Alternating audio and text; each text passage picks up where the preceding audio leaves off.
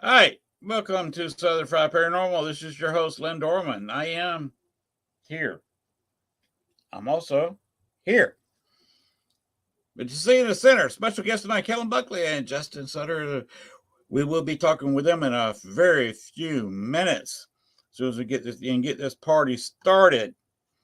But to start with, let me tell you a little bit about our guest tonight.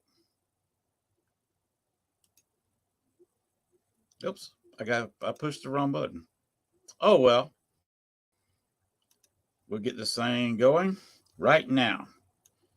Wow, this is a lot. Okay. The lead investigator for Lone Star Paranormal Research, Kellen Buckley. Co-lead, Justin Sutter. Paranormal investigator, Phoenix Jansen.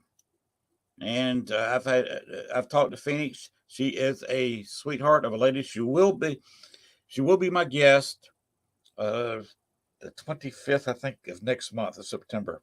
It was a reschedule. She was ill, and so that's our rescheduled date for her. So she is going to be a future guest.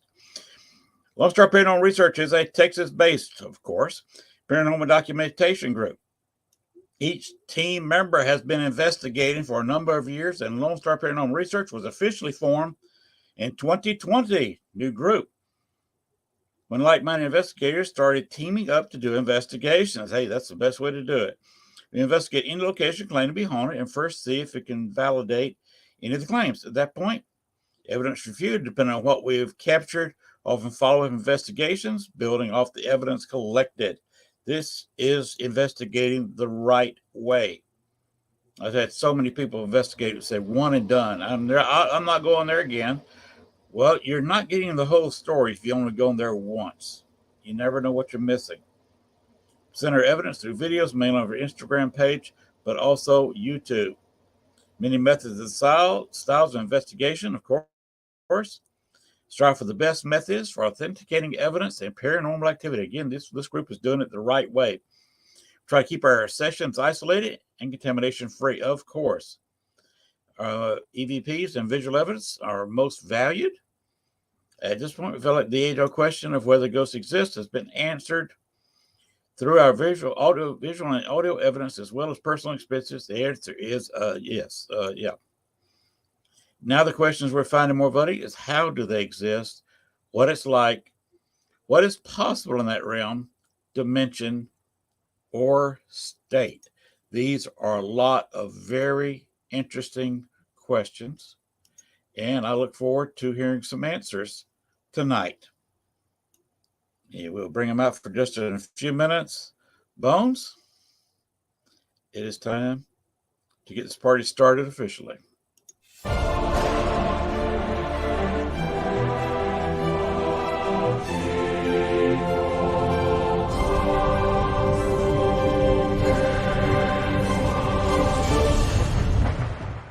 Warning, the following video contains strong language which may be offensive to some viewers and or inappropriate for children. The content within this video is intended for mature audiences only. Southern Fried Paranormal with Len Dorman featuring Bones. Catch us on Spotify, iHeart, iTunes, Spreaker, Facebook, Stream, and everywhere else you catch your podcasts. And of course, WLFE-DB.com. Now, from the backwoods of southeast Arkansas, right beside the Bayou Bartholomew, the longest bayou on the planet, broadcasting from downtown metropolitan Cane Creek Township, here is your host, Len Dorman.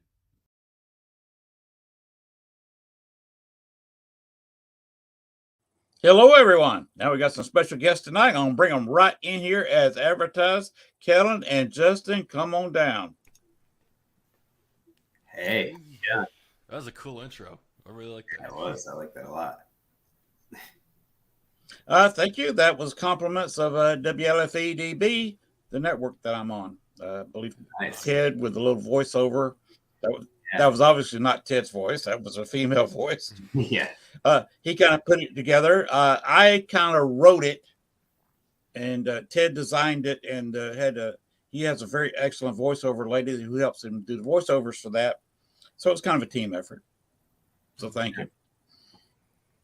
The time is wrong. I started out when I started the show at 8:00 Eastern time, and it was 7:00 Central was interfering with my supper time, and you know how us Southerners are about supper time, and you particularly know how Southern wives are.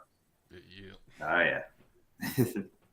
Except my wife, technically, she lives in the South now. Her parents were from here in Arkansas, but she is actually born and raised in Chicago. Oh, And I may say my accent's probably a little different from y'all's, but because I'm originally from Georgia. I'm originally from New Hampshire, so I got that East Coast accent, I guess. East Coast flavor. All Yeah, I've been here. right. So haven't gone very far. Oh, you born and raised Texas? Yes, sir.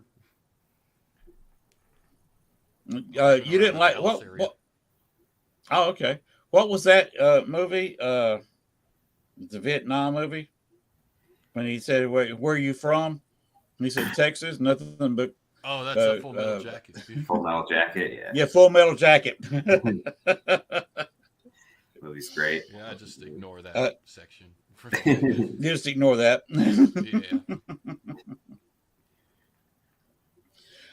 Anyway, this is show is going to be all about y'all. So please tell me how y'all got started. Each one of you, Kellen, I guess you can go first. About right. what interested you and how you got into paranormal. Yeah, well, like I said, I'm from New Hampshire, which is a very old area. One of the first places the settlers came. So there's a ton of history, old colonial houses, old graveyards, all that sort of stuff. You know, Salem's pretty close by, Massachusetts. So it's kind of just an interesting area for ghosts and stuff like that. But when I was a kid, I was always interested in them. I was kind of scared, but they definitely always interested me. And then when I was about in probably almost going into 6th grade, I had like an experience at an old town hall where my mom was doing a show. Me and my brothers kind of did our first investigation. It only lasted about 5 minutes because as soon as we started it, we didn't even know what to do. We'd never seen a paranormal show. I'm not even sure they existed at the time. And we didn't have cable anyway.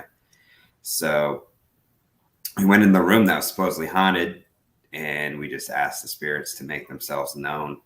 And the pull chain light in the middle of the room just like shut off.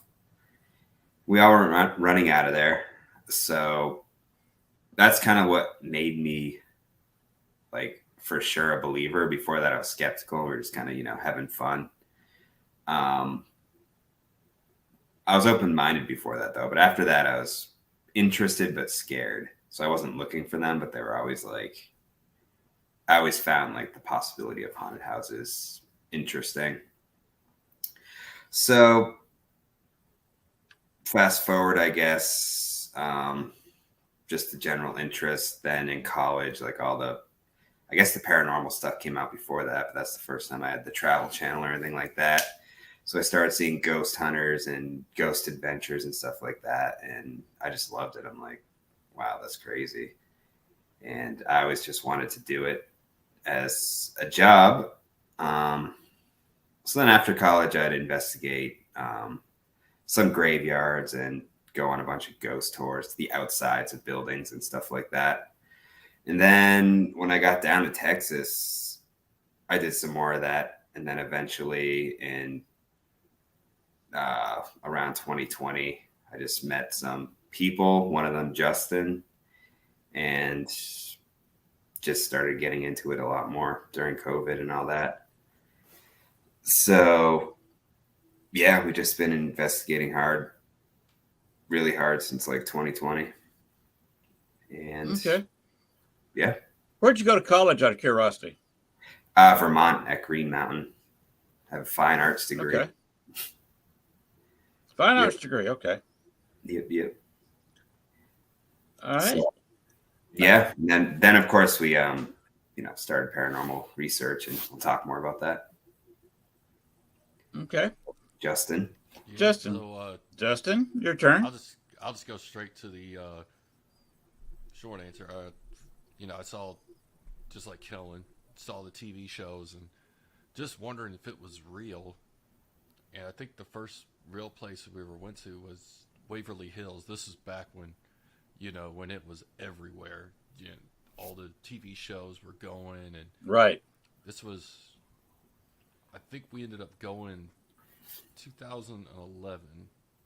We just did like a 2 hour, couple hours, daytime tour, and so that was like the first time I was like in an actual like haunted place. And then still watched the shows until probably around 2017 when I saw like a Facebook event for something called the Parker House in Denton, and convinced my brother to go, and that was March of 2017, and that's when I really started like actually investigating and just going out with a couple people, public events. Eventually got to the point where we could get into some locations without having to go with a public event. And then that's where I met Kellen. I think our first investigation was let's see, it was the Granbury. Yeah, Granbury, in 2020. And I was with another group at a time, and then once COVID hit, things just kind of stopped. And then shortly picked it back up, and that's where we've started since then.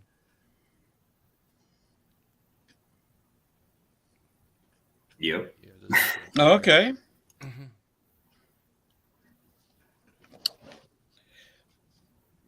All right. Of course, that was before. You're talking about Waverly Hills. That's before all the drama. Have y'all been listening to any of that? I've caught it here and there lately. Yeah, I know there's a bunch of stuff going on. I Some of the restoration they've done is yes. pretty nice. Yeah, we were there last year, I think, or was it this year? Yeah, we were there last year. Yeah, it was last year. And they definitely fixed it up a bunch, like replaced a bunch of the windows, and so they're kind of trying to preserve it, but I know there's a bunch of drama around it. Right. There is. I'm not going anywhere near there. Of course, I am a lone wolf. Yeah, that's challenging to do. I have no team. There's only a handful of people even active in the paranormal here, and none of them live anywhere near me. Yeah. Waverly is a place you got to do with. Because that place is expensive to rent out, so we went with about 23 people, which is 23 people in that place. It is big. That'd be too much, but that place is so big that 23 people is basically nobody in that giant building that could hold thousands. And it's $1,000 investigation, even if it's just one person. One person is not going to do anything in there. Yeah. No, that'd be a daunting task. Yes, that place is like you kind of got to do that place 2 nights. We only did it one, but that place deserves 2 nights. What, 30 people or so. Yeah, about that. And of course, that's kind of one of the bad things about doing public events is, well, it wasn't really a public, it was kind of like a private thing, but with a big group of people. You're trying to do your sessions or whatever. Mm-hmm. Yeah, with 30 people, there's so many. Down. Yeah, so many styles of investigation. There's people who like to be loud. There's people that like to be quiet. We're more the quiet type, so we work well together. I'd rather stake a place out, and you don't got to be yelling for ghosts to hear you. I don't think. Maybe you do, but we always get stuff just talking in normal voices. It's always been my thought that a ghost is basically a human soul. Yeah, it's a non-incorporate entity, and they can basically read your mind. Yeah, I've tried that. Sometimes you don't have to speak at all. Yeah. I have sat there and I was at the Allen House. I don't know if that bright light. I was at the Allen House. It's one of the most haunted private residences in the country. It's down here in Arkansas, about 30 miles from here. And I was on a public tour, but I was sitting in a chair with an Echo Vox on. If you've ever used Echo Vox, Yeah, I know what it is. and it's like a ghost box. Okay. And I was talking to one of the spirits there. And his name's Alan. So I said, Alan, a tour walked in, about 6, 7 people. One guy wearing a baseball cap. And I said, Alan, give me the name of the gentleman wearing the baseball cap that just walked in the door.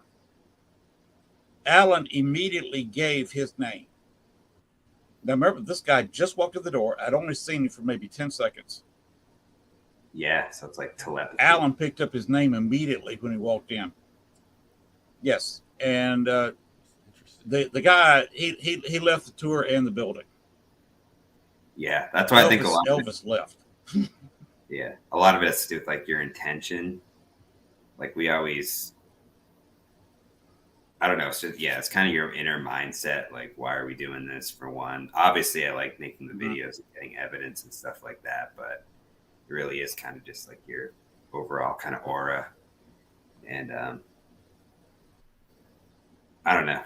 We seem to get a lot with that, and you know, I do like ask things to communicate in my head, on top of asking all the questions, and we get a lot of responses. So we're doing something right. Yeah, you'd be shocked what you can get with What kind of equipment? Voice recorder. We're pretty bare bones, actually. We've experimented with a lot of stuff. We use a lot of motion sensing stuff, REM pods. Those music boxes are pretty cool. We have some other stuff, some static testers and laser grids. We put them out. We don't usually get stuff with that. Usually what we get stuff with is just, I like just EVPs on a voice recorder. That's my favorite thing. Yeah, I've got like a little 361 that you just plug in headphones and. Oh yeah, he's got the, in real time. What's that called? The parabolic mic. It's like directional too, so you could tell what direction it's coming from. But I always have to ask people, like, did you make that noise? Because you hear everything. Yeah. Of course, you have to notate it. Because if someone starts walking, you have to say, oh, someone's walking. Right. Yeah, no kidding. You crank the gain up, you hear everything. I'm always surprised just with the EVPs that come over my camera, though. Like I use my favorite piece of equipment, the one that I would never leave. If I left it, I'd be like devastated. I have this tiny body cam that I film like everything with, like on a selfie stick. It's like a 2-inch camera, but just the stuff, like I've got all my evidence on that. So many like great EVPs. We also do live sessions just because you can't obviously hear the EVPs that are on your camera until after the fact. So for questioning in the, you want to see if you can get answers. And then it's easier to do an investigation because if you're getting responses. So both ways go, and it's good to like get a response on your recorder and then hear it on your camera as well. But yeah, I just love EVPs, but REM pods are pretty great as long as you know how to use them. Yeah, they get a bad name because you have to know how to use them. You have to do a baseline reading around them to make sure there's no artificial fields because they create their own electromagnetic field. So if you start streaming a REM pod live, like on a 5G phone, it will start going. So that's like one of the things people do. They're like, "Oh, I'm live streaming and look at the REM pod." It's just the 5G. One trick that we used to do is put the REM pod inside a Faraday cage. And I don't have one, but that's a good isolates idea. It and basically creates like a sort of a visual and physical barrier. Like if you go up to the cage and touch it, it'll go off, but it's blocking all the cell phones. And that's a good idea. We have to build a Faraday cage, but yeah, that's one of the things that it's really important. You have to know when using your equipment, like what can set it off. I think a lot of people kind of lack that knowledge and kind of skill, knowing what sets it off. Like we were setting off a REM pod just by we were at was it Bowers Mansion? We were setting off just by walking, just the vibration from the floor. Yeah, with the REM pod, you really got to be still. If it goes off when you're walking at all, you have to really check it to see if it. Yeah, So there's I just used like to this try to one floorboard recreate. that was setting it off because it was bending a weird way and disturbing the field a little bit. Yeah. So when you're using a REM pod, everyone has to be still, kind of far away from it. No internet use or anything like that. It always drives me crazy on the shows when they're using the REM pod on the Mel meter, like holding it in the air, like it's going off. Yeah.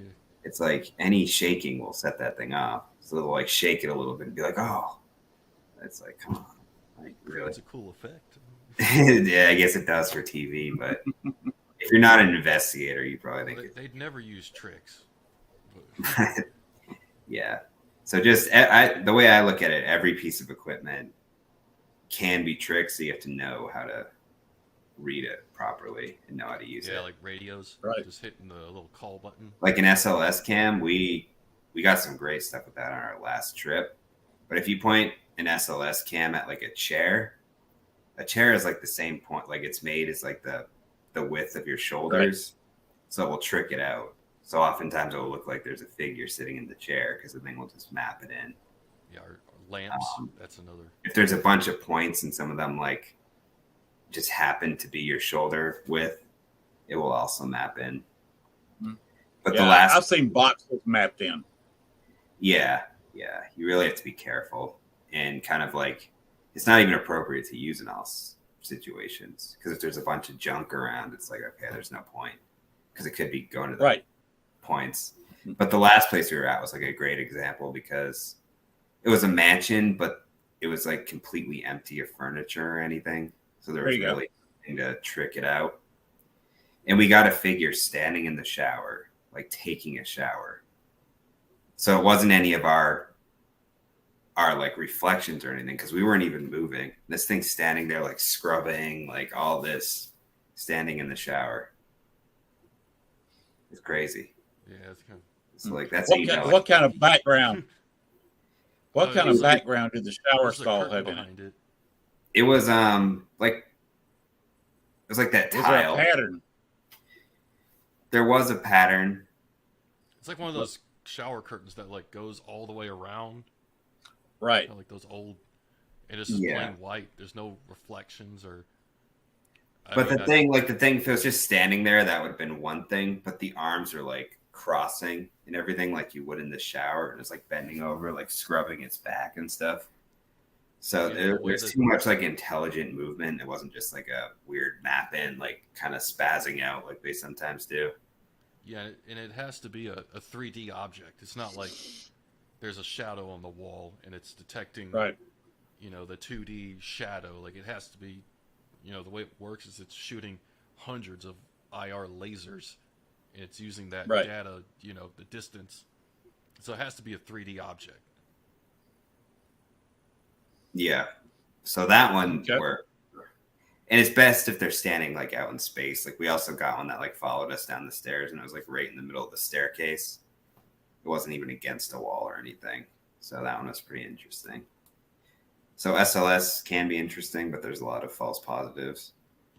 Yeah, I saw one on somewhere online today, but it was at like a casino, and you could tell like every point was like on something in the room, and it was like, oh, this crazy thing, and they were saying it was a thing, but I'm like, yeah, I'm pretty sure that's not. Whatever. But yeah, SLS cams can be cool. And yeah, so really, EVP, what? Go ahead. I was just like going through the full rundown of stuff we generally use, which we kind of already did. But EVP recorders, audio, REM pods, motion detectors, laser grid. Still kind we set the laser grids. We never get anything with them, but still trying to figure out how to implement that. We had the music box, and that worked out surprisingly well for us. Yeah, the music box last time was crazy. So it's got a little, I don't have it with me, but it has a little laser, IR laser that shines out around 5 feet in front of it. And when something trips it, it turns on this music box, which is like a little toy, you know, ding, ding, ding, ding. and we kept getting hits on it. But that's an interesting story because we were at the Bauer Mansion where this one of the owners, he was like the mayor or bigwig in town, but he ended up shooting his wife in the head and then doing himself in this room. So we don't usually antagonize or anything. I don't really think it's a great method. We weren't antagonizing really, but I figured the guy shot his wife, we gotta get. Yeah, he's not a class character. So we started playing a loop of a pistol firing, like right in the spot where he shot himself after killing his wife, who he also shot like a few feet away in her bed. And like as we were playing that, down the hall we had that music box set up, and it was just going like someone was pacing back and forth in front of it. Like it was triggering, then it would stop, then it would trigger again, then it would stop. Then after a while it stopped. So we ran through every name in the house of everyone who died there. And it didn't go until we started talking about that guy again. It would only go when we talked about him. So that's pretty crazy. That was at the same house. We got the shower figure and all that. We got a bunch of EVPs there. So that's a good location. Yeah. You're talking about a laser grid. A laser grid I found is only effective if you've got a pretty solid figure of some sort. Like a full-bodied apparition that reflects light, or if you get a shadow figure. Yeah. That's about I've seen it implemented with a smoke screen, and I don't know about that because, I guess the idea behind it is, the smoke moves when something's there, and right. I've seen they used to take pictures with it, and they would see like these, figures, but. I don't know much about it, but the laser grid we have is the GS2, which is kind of like an SLS where it maps out like the hot and cold temperatures.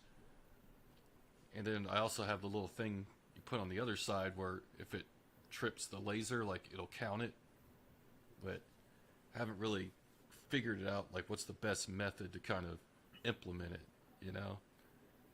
Yeah, we actually got something interesting. Looking at it. Once on that hot cold grid. We were at a Broken Bout, and there's this girl sitting on the ground doing a session, and she has a relationship with this spirit in that room. And like she was sitting in front of the GS2, and there was just like a cold spot that looked like a figure standing directly behind her, like the entire time. And it didn't really make any sense because she's obviously warm. It was the only spot in the room, but there's just like a human-sized cold spot like directly behind her that you could see on the mapping screen. Really? Yeah. So that's the most interesting thing I've seen on it. But I mean, that's interesting. Like, I think the best equipment is stuff that's not always going, because if it's like always getting something, you're like, is that a false positive? What is this? So if you get something on a piece of equipment that never does anything, you're pretty impressed. So there's some equipment like that where it's kind of like a love-hate. We have this other thing called the Paralight, which is just an EMF reader, but the thing's so sensitive, you have to get like right on it to make it trigger, so it never does anything. But a few times it does. So when it does, we're always like super, super excited. But this kind of helps add validity. Yeah, right. Equipment that's not always triggering is, I think, a little more valid. I don't like anything that uses like smart technology. Like I won't use self or any like ghost hunting apps or anything like that. I use EchoVox on a pad. But I don't use either the ghost radar, because think about it. Your cell phone, to say nothing of a pad, is not even connected to, as a cell phone. Well, your cell phone's listening to you. Yeah. Your cell phone's listening to you. It doesn't. Right. And you can respond intelligently whenever you ask. Like Siri's not a ghost. Mm-hmm.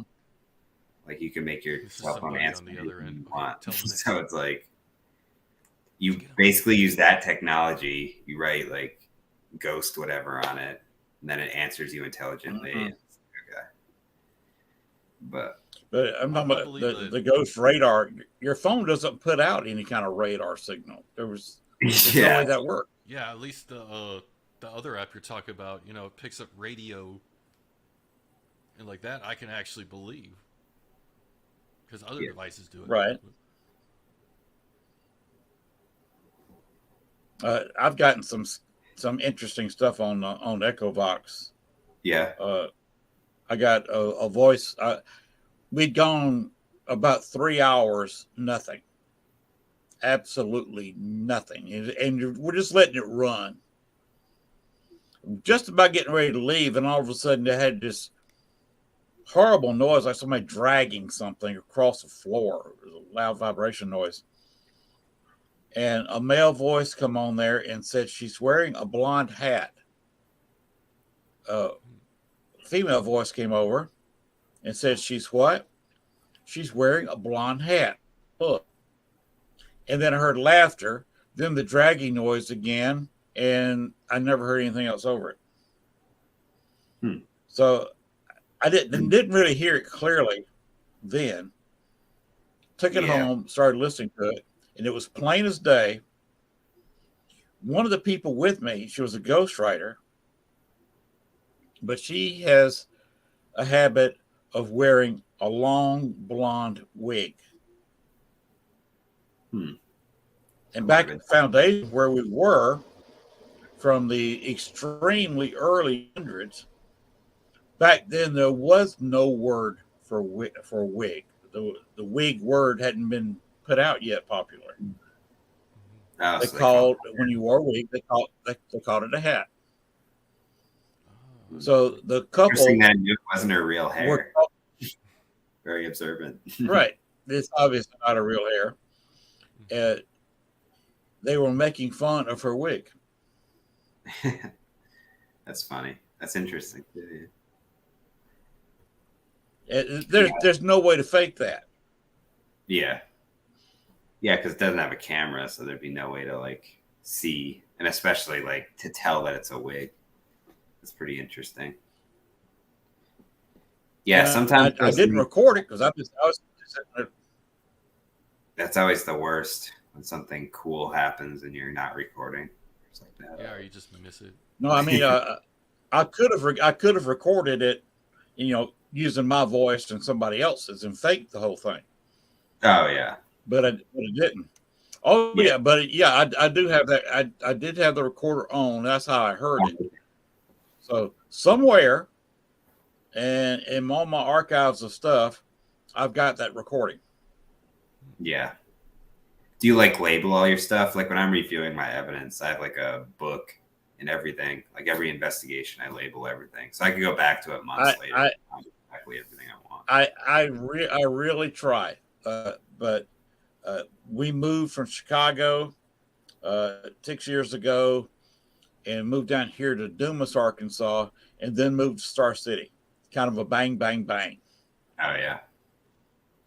And so much stuff got misplaced. But you know how it is when you've moved everything you own. And we had 3 households of stuff. Yeah. Yeah, for me, that sort of stuff's like, that's like 50% of the investigation, really, because we do ours pretty much in the dark, so I can't see. So seeing with that IR light, like that's like basically investigating again, but being able to see everything that I couldn't see. So the review is like the second half of the investigation. What I do if I'm in the dark, I'll have the full spectrum camera, of course, with IR and a little bit of UV. The UV light's a little bit of the way, but I usually get a red or green flashlight, shine it down in front of my feet. So I have a green one that I shine down at the floor a lot, but I usually turn it off when I start because I think it opens up your senses, makes you a little more vulnerable. So I think they're more willing to come out when they know you can't see them. But then hopefully you can get them on IR. But they might be able to see the IR light. I've had things like respond to the IR light. So Mm-hmm. like the shadow figure I got, like as soon as the IR light was on, it just dipped out. But it was like watching me other than that. But it could like tell the camera was turning back and it just dipped out. Yeah, I had one weird thing at White Church where, you know, I was looking at a camera, the IR light was on top, and it was like, this is one of the ghost light ones, so it doesn't dim, but it was like, it would dim and then go back to full, dim, go back to full again, and there's no option to dim it. So it was like something was like kind of walking in front of it. Yeah. And, you know, just doing like that. And pretty sure I still have the video. I put all my stuff on external hard drive, but you know, that was just something that I've seen once, and I've never seen it again. Yeah. So just a Well, weird Chad showed us that video at Broken Bow. That's pretty impressive. Of his doing that. Remember that? Of the IR light just like blanking out as something like walked across. Oh yeah, that was pretty crazy. Chad showed us, yeah. But yeah. Yeah, he showed us like a video. I guess there was a security light at the end of the hallway. Right. And, you know, it's illuminating its own IR light. And, you know, he's filming over here, and then all of a sudden, there's a figure just goes right between, blocks the IR light, and you can clearly tell, you know, it's got that, you know, right to left movement. It's interesting though. There's something with doorways and I don't know. They're always going across halls and peeking out doorways for some reason. Like they're rarely ever just like standing still in one spot, just like in the center. This is true. They're always like going across or peeking out, or I don't know. But there's definitely something in doorways. Like I always train my cameras on doorways, just like instinctively, or down long hallways. Yeah, I don't know what it is with doorways, but there's actually another technique we use sometimes that's really cool and good. I don't know why it works. Might be the spectrum that your voice is coming through. We'll put like a voice recorder down, a cell phone next to it, and then we'll call the cell phone and connect the call, and we'll go in another room and do like an EVP session. But it's kind of like our voice is disembodied coming through that cell phone spectrum or whatever, and we get some really clear answers on the EVP recording. I don't know if they could hear you better because your voice is being like processed through that field like digitally, yeah, or your voice is like going on the same frequency, if you will, as theirs. So maybe we should try that more. But at that point, it's basically a disembodied voice talking to a disembodied voice. So, and what's nice is that there's nobody around, so nobody, you know, is adjusting and moving around, and yeah, it's just, you know, you can completely isolate it. We did that at the Old Park Hotel. We had a cell phone. We had a DVR camera in there so we could watch it from another room. We had one of those cat balls on the table by the stuff. Oh, yeah. We asked if there's anyone in there, let us know. And the cat ball rocks and starts blinking. Like no one in there. It's crazy. We have that on video. And where was this? Old Park Hotel in Ballinger. Not familiar with that. Can you tell us a little bit about it? Oh yeah, it was you want to take early pioneer hotel. Bonnie and Clyde may have stayed there, but lawless land right next to a jail with a gallows directly across the street. It was a brothel. A bunch of deaths. It's super haunted. Like, I don't know how many people died there. If some of them, I think anyway, from our last investigation, that a few of them might have come over from the gallows after they were hung. Because where else would you go if you're just hung? You wouldn't go back to jail. Why wouldn't you go to the brothel across the street? So we started asking questions along that line and started getting, as soon as I asked that question, I heard the voice, but he had his parabolic mic on. So he recorded it. I'm like, did you just hear that? When I said, are you from the gallows? We got like a male's voice, like, ugh. And I was like, did you just hear that? Back, and it was on the, yeah. And then we kept going on that line And I never get like affected or anything. But I got like really cold, and I felt sick for a few minutes, and we got like a bunch of whispers in that section, and then it just lifted. So I think there's at least one from over there, probably more. But I imagine some pretty seedy stuff went down there. There's a lot of history about Ballinger, but I don't know. Someone died in there. You know, because there's one time we're just walking down the hallway, the second floor, and we, right next to a doorway, like we were talking about, and somebody just whispered, "Hey," like right in my ear. That was kind of funny too, because we were kind of dead. Like, did you hear that? Yeah. Like, no. It was kind of dead. Like we were just investigating late at night. It's probably like 2:30, 2:30. We weren't getting any responses, so we were just talking about going to bed and whatnot. And as soon as we were like talking about going to bed, it's just like, hey, like I don't know if it was like trying to scare us or something, like three people were going to bed. Yeah, Ballinger's a good spot if you ever get the chance.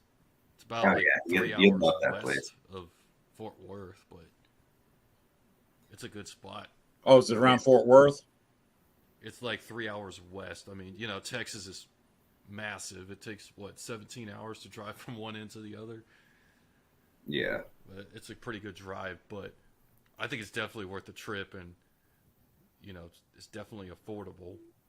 Yeah, they don't charge it's like a single rate, and you get was there like 12 rooms or something, or yeah, it's a good you place. rent the whole hotel.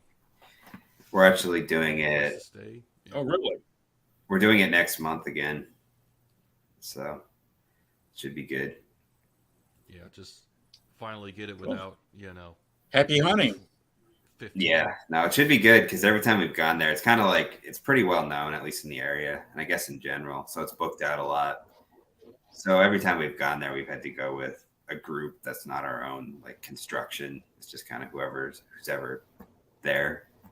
So this will be our first time, just like our group, so we could really investigate it hard.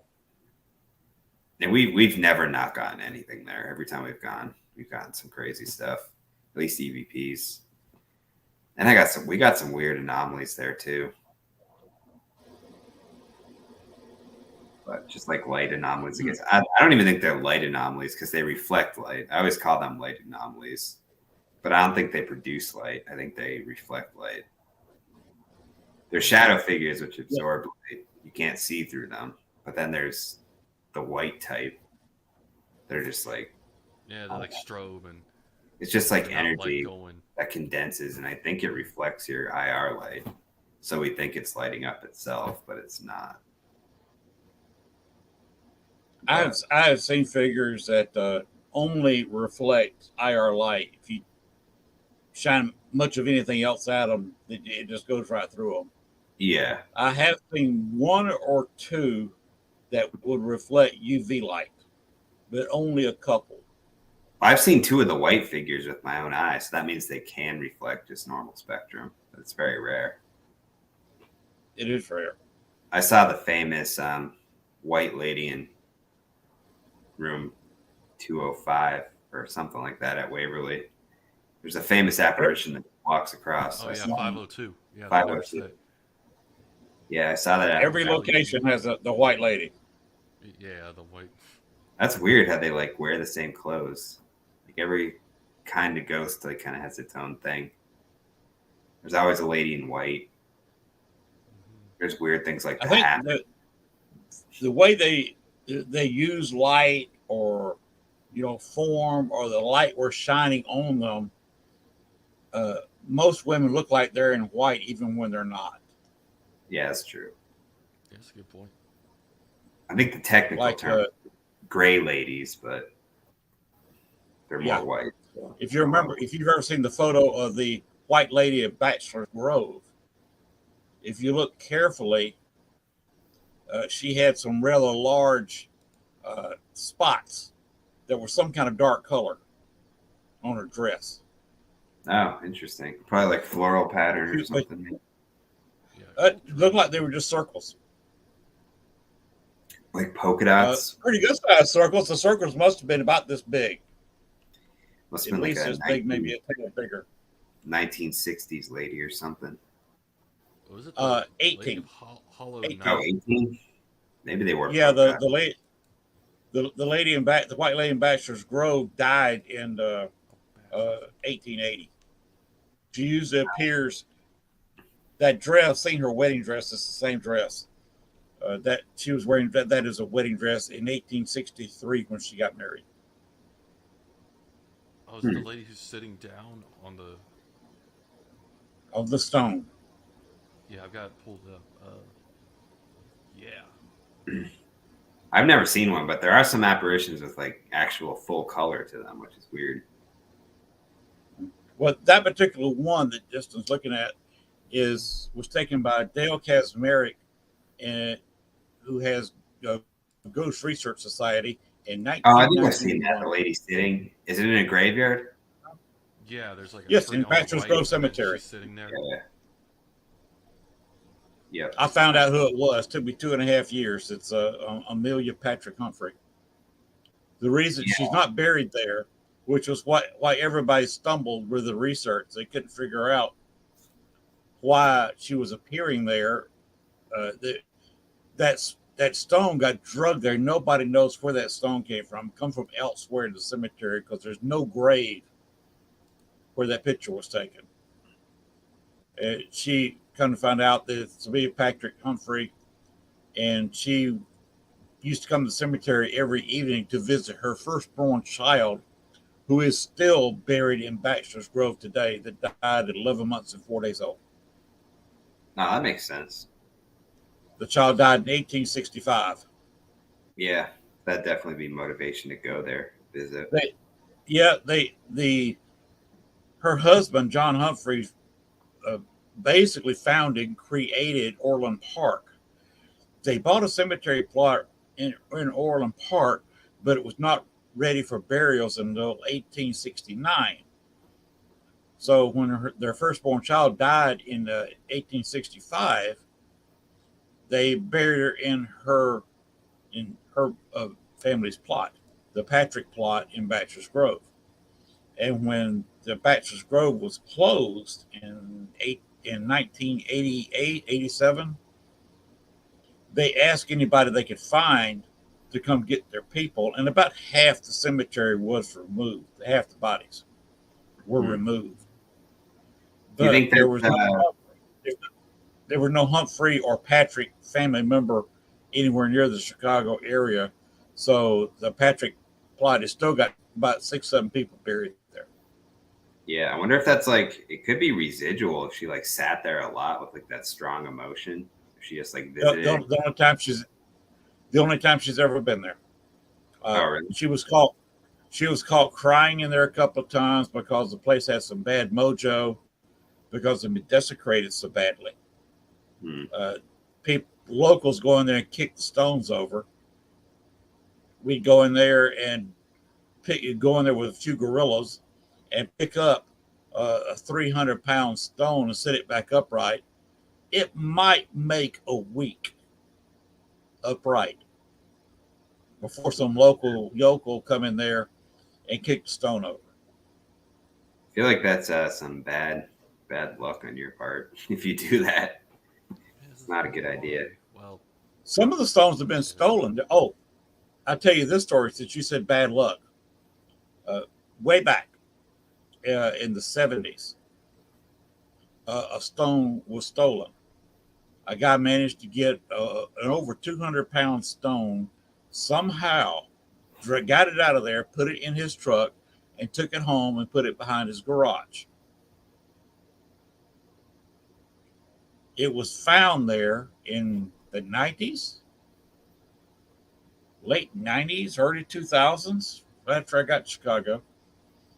And the guy who bought the house cleared the area behind the garage and found this headstone. And he immediately called the person who bought the house and said, "Look, you didn't tell me there was a graveyard behind on my property here. What's going on?" I said, "There's nobody buried there." He said, "Well, there's a headstone over here. You want to come take a look?" So he went over, took a look at it, took some pictures of it, and said, this must be something my son brought here. So fortunately, one of the people taking care of Bachelor's Grove saw the photo on Facebook, went and got it, and then put it back in the cemetery on the grave that it belongs to. That's good. But you notice I didn't mention the son after I said that the son must have put it there. 6 months after the stone was stolen, the son died in an auto accident. Yeah, some bad luck. There you go. I wonder what would even motivate you to do that. I have no idea. And just park it behind you, put it behind your garage, and don't even tell your parents about it. And then something happens to them, and nobody even knew it was there. Maybe he was trying to make his house haunted. That's a good way to do it. Maybe he wanted to make his house haunted and rent it out to paranormal investigators. It's hard to say. He was in his late teens, very early 20s. So he was just a kid. Yeah. You're talking about an upcoming investigation. What you got coming up next month? Next month, we're doing the Old Park Hotel. We're doing that September 10th. Where is that? It's in Ballinger. So it's in like Northwest Texas.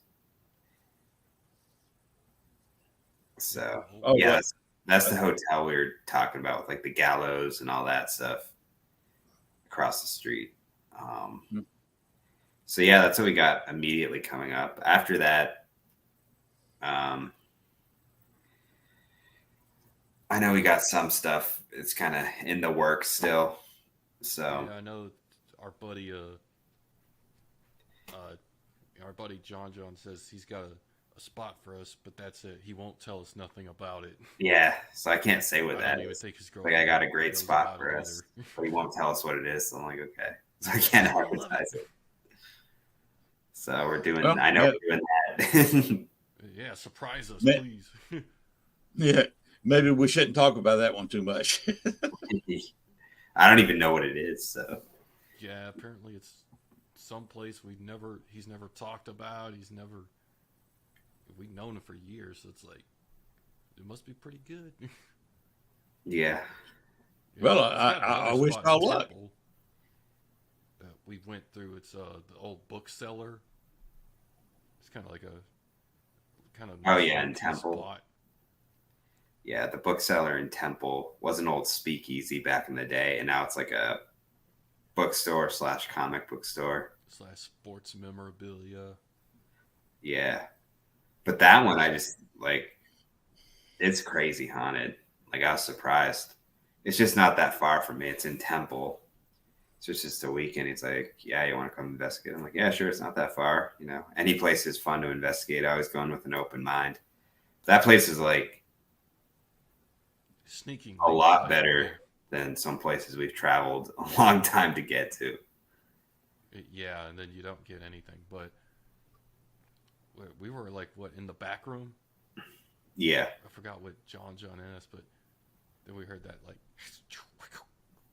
something like that. I asked if something about alcohol. I asked if Tom liked alcohol. Yeah. Tom was a name I got. John uses some of those spirit box things, and the name Tom came through twice. So I was just like, all right, I'll call it Tom because that's at least giving it a name so we could talk to it. So I said, does Tom like alcohol? And we all heard it at the exact same time, just like a disembodied voice said, it's good. Like in this crazy, like, we couldn't tell what it said. It just sounded like something mad. So we're like, sorry if we made you mad. But it was really just, it's good. Because when we listened to the audio, that's what it was actually saying. So then the next, we followed up because like we said, we do that. We went back a month later with some like nips. So I put down some Jack Daniels. I'm like, oh, you want a drink? I put it like right by a REM pod. And like right when I asked, the REM pod started going off. And I said, "Do you want to like drink with me?" And the REM parts started going off again. So I did a shot with the ghost. All right. Yeah, a little bit. Nothing wrong with that. Yeah. But yeah, that place is crazy. On the first time we went there, I was asking if it could pull a book off the shelf, and you could hear like the corner of books like dropping on the wood of the bookshelf, just like really lightly. Like you could tell they were like lifting up slightly, and then just like Yeah, but you just couldn't tell where it was coming from. yeah, it's just like that sound of like a book hitting wood. If only this place wasn't. I could probably mimic the sound of some books here. It's just like. But there's so many books in that place, and it was dark. You couldn't tell which one it was or where it was coming from. You could just hear it from that way. But yeah, so that place is pretty crazy. But yeah, And you put your evidence up on your YouTube channel, which I hope that's the right channel. I mean, I fix the typo in it. yeah, we're gonna do that this weekend, I think. Yeah, we I believe forgot. that's a link. Yeah, YouTube's such a pain in the ass to change the name once you've created it. So we had a typo when we were making it is. We left the E out after the N. So it says like Lawn Star, but it's like, I wish you could just go back and hit edit, add the E. You can't just do that. You got to change like your whole Google You have name. to transfer it to a different account. Wow. So we got to do that, but we haven't done it yet. But Instagram is where, that's kind of like our main hub, I guess. It's kind of like, I think there's a lot of like paranormal stuff on there, so it's kind of like a community. So you just kind of put stuff out and kind of go to that interest group. YouTube, it doesn't get much traffic, but I like it because you can put out. It's better for long form stuff because you can watch it like on a TV. So I like putting like longer videos up there so that we could. I just like watching them on the big screen than like the 2-inch cell phone. Yeah, but that's something I did with my old group is, we made these long 30-minute, hour-long episodes, and it was like 20 views. You're like, yeah, demoralizing a little bit. Yeah, YouTube's not great for views, but Instagram is kind of like more catered. So that's the best place to find our stuff. We just have it all on the grid. We have a bunch of videos, a bunch of pictures from our investigations.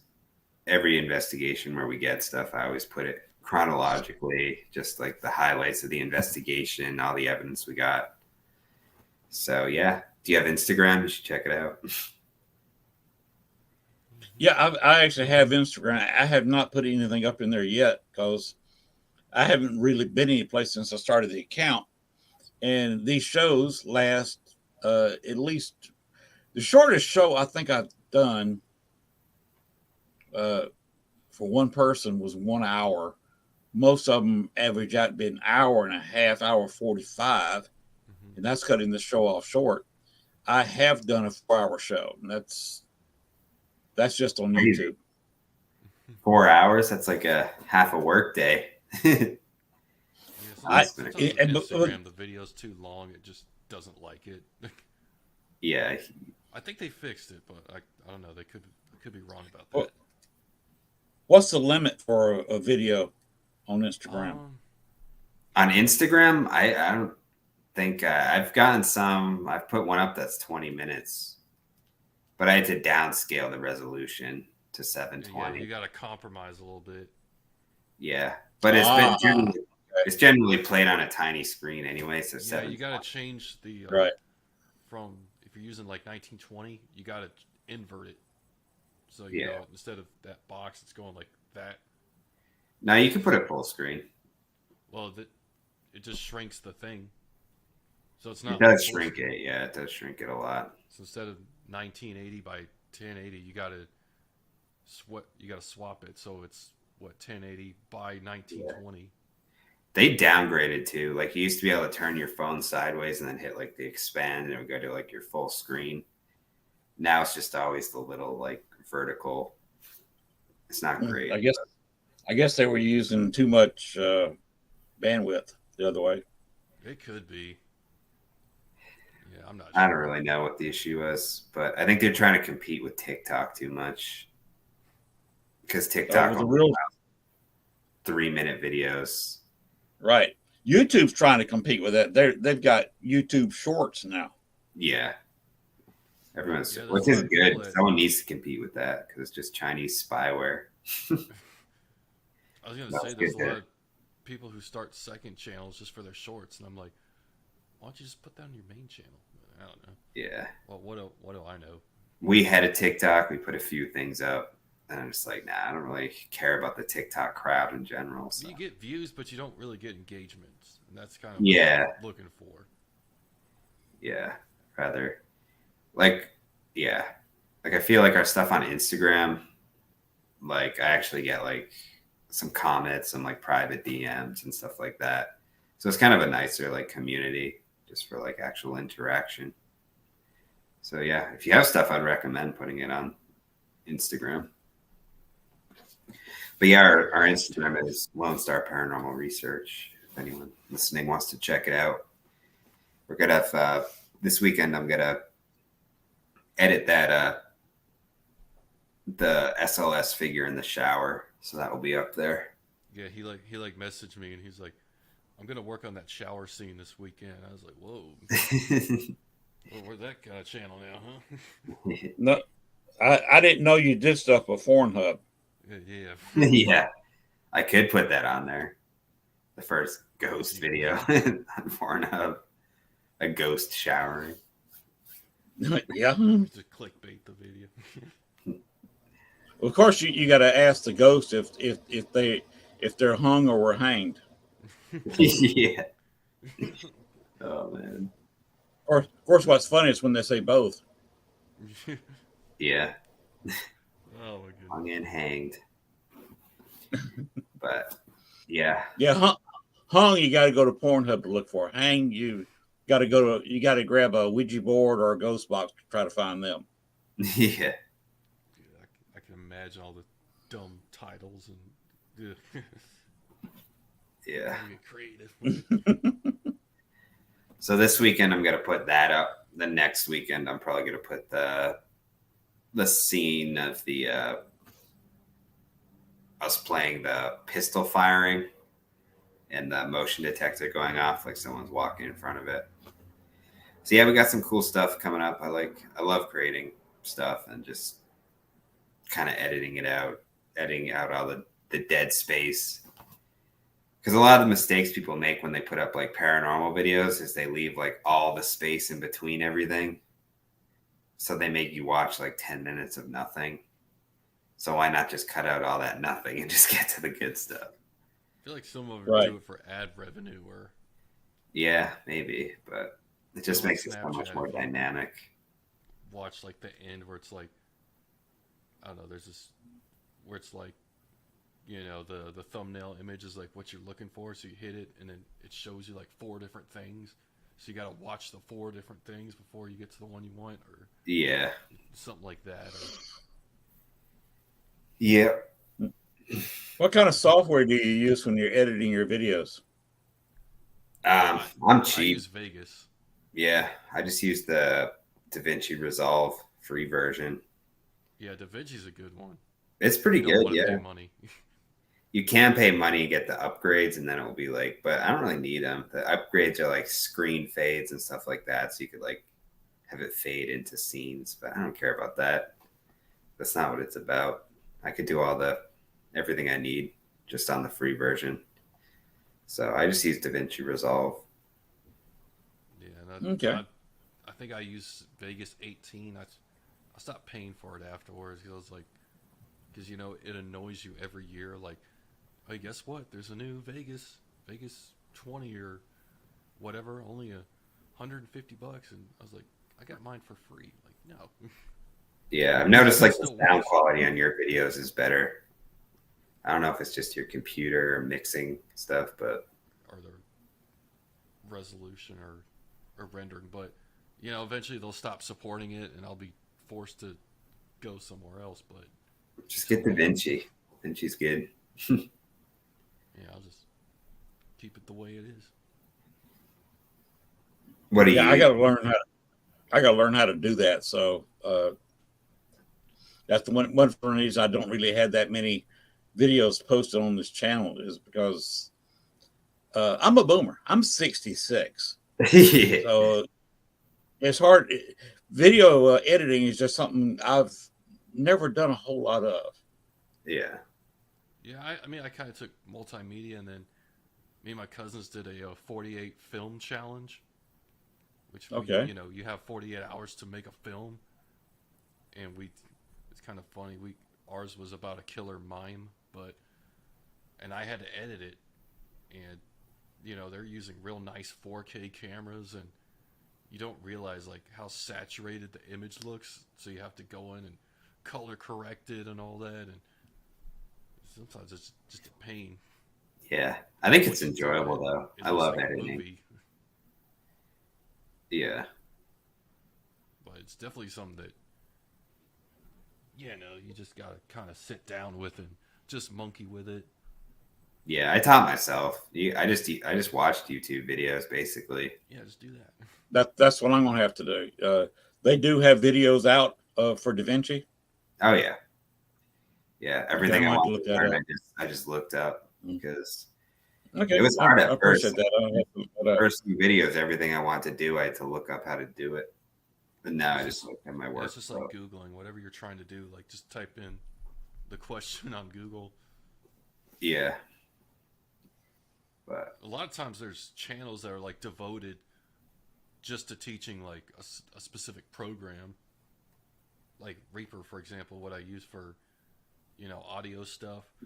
Like there's the guy, he does nothing but Reaper, so I can just go on his channel and that sounds cool. I want to learn how to do that. So yeah, just YouTube, Google. Just gotta take the time to learn it. Yeah, that's what I got to do. And you probably saw from the video, I live in the country. I live outside Star City, Arkansas, which has a population of about 2,300. And I live 2 miles outside the city limits. yeah, So we got in the middle of My nowhere. cousin, my brother went to college in Harding University. For like a semester, Harding and then University, where is? Harding, it's I think it's like north of Little Rock. Let's see, Harding. This was years ago. It's in Searcy. Cersei. I gotta relearn this. It's been years since I've been to Searcy. Let's see. Where is that? Oh, it's like northeast of Little Rock.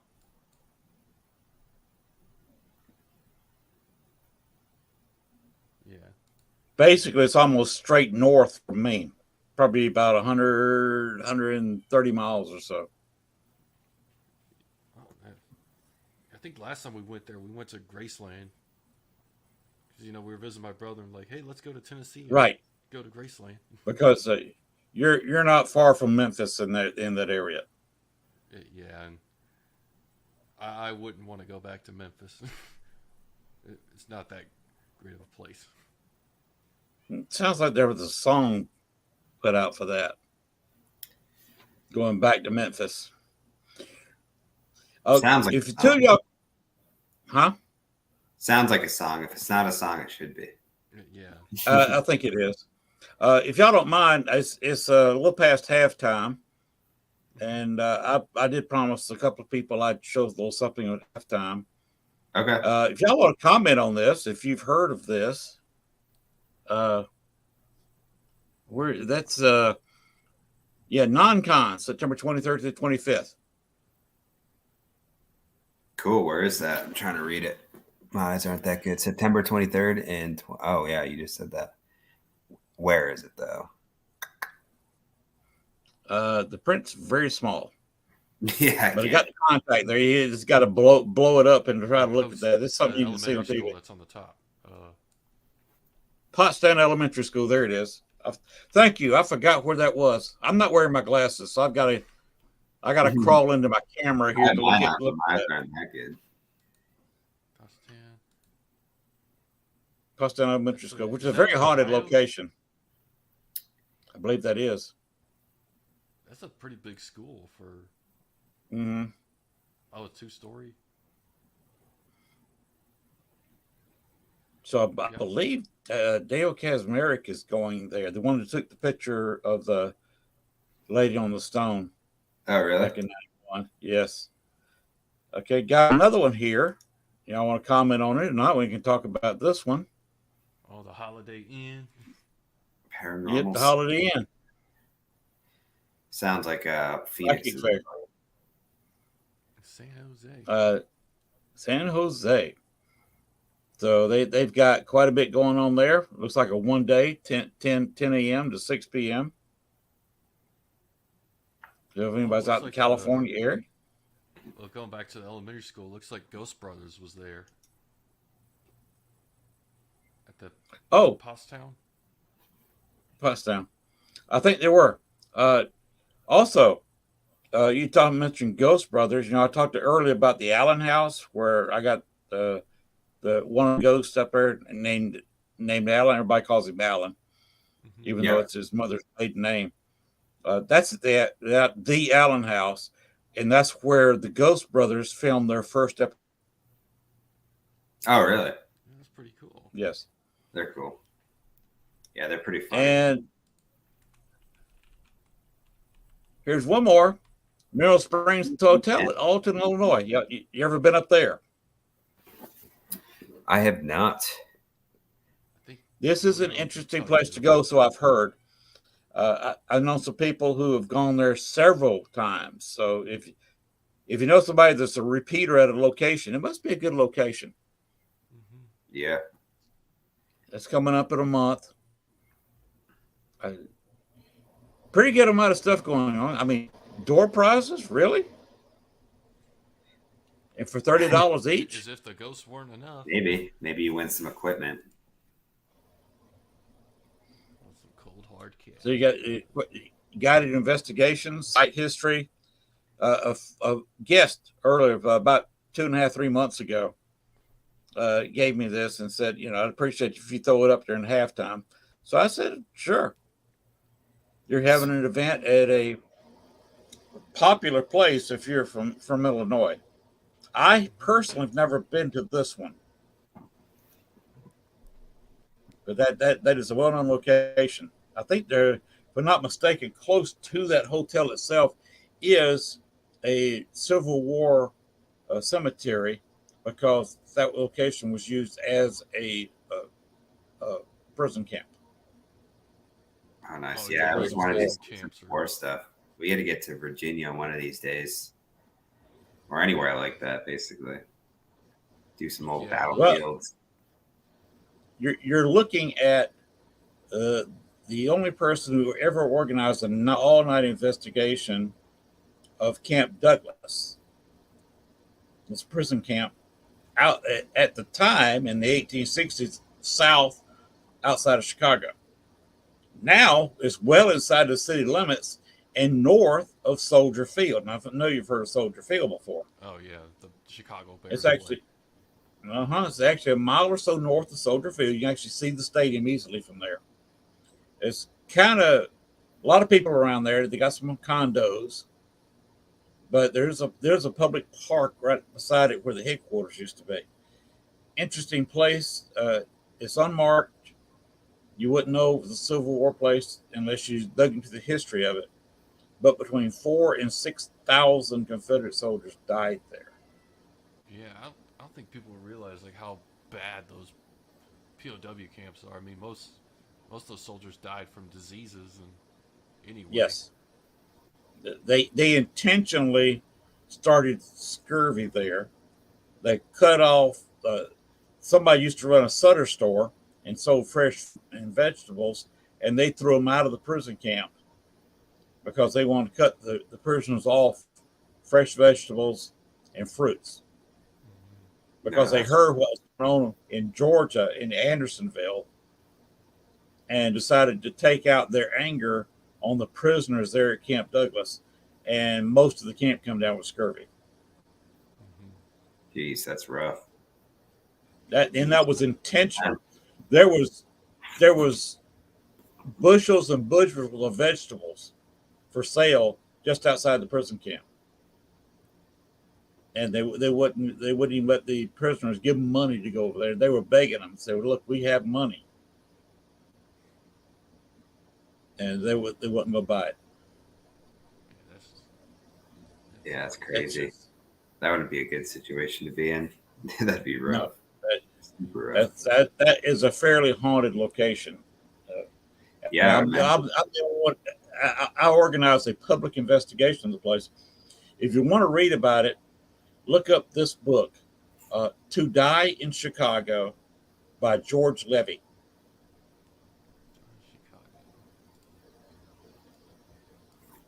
And he talks about the 4 years that it was a prison camp, breaks it down in a timeline by the commandants. And he tells what happened there. That sounds like an interesting read. And as a trigger object, I actually taught George Levy in attending the investigation. And I was on charge $25, and $5 went to the Camp Douglas Restoration Society. And George came up there for free, sold some books, sold all the books he brought with him, and did a slideshow presentation on the book. He said he'd never done a slideshow outside, and he sure had never, ever thought in his life that he would be on the Camp Douglas site doing a slideshow about the site.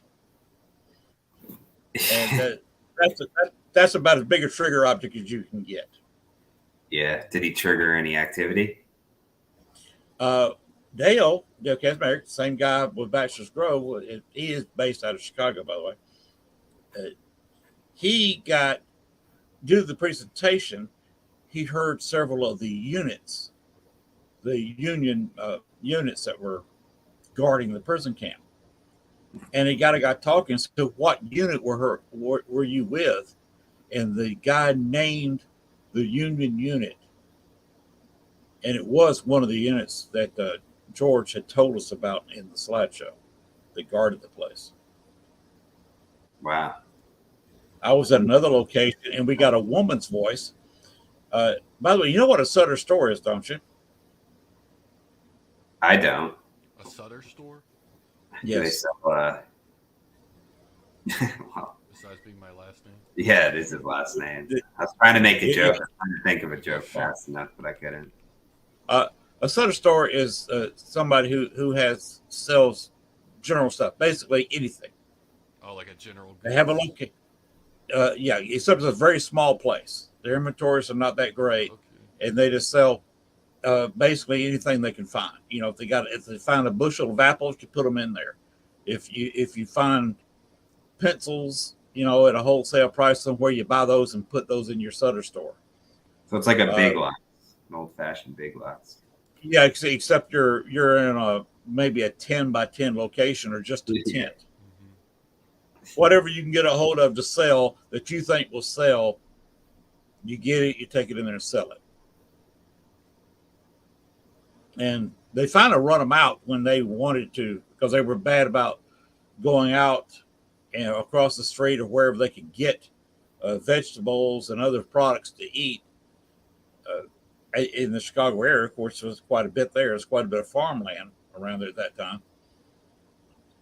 And they would go in there. The Confederate soldiers had money and would buy it. And they finally wanted to torture the guys, intentionally giving them scurvy and run the woman out of there. They run out once. She came back, snuck back in there. And finally, the last commandant said, forget it, and actually had her forcibly removed. But we got her voice on there. Wow. What did it say? She was talking about just wanting to buy stuff and want to know who we were And I said, well, there's only one woman. There was only a couple women associated place. A couple of the wives from a commandant two, a daughter from one of the commandants, and the woman at the Sutter store. And I specifically said, "Are you the woman that had the Sutter store?" And she said, "Yes." Confirmation EVP. It's crazy. That's pretty good. Was it EVP or was it Vox? It was Echovox. Oh, nice. And we got a couple of voices. We got a male voice that's sick. Got several go homes. Want to go home. This hurts. Torture. It was all relevant.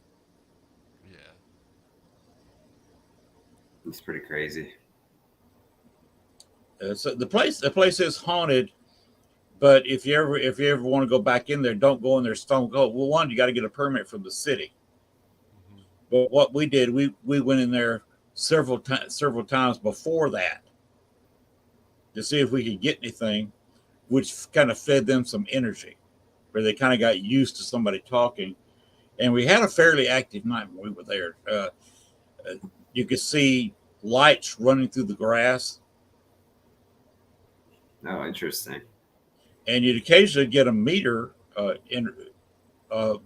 One person got several reactions from a male meter, got reactions from what do they call it? All natural meters.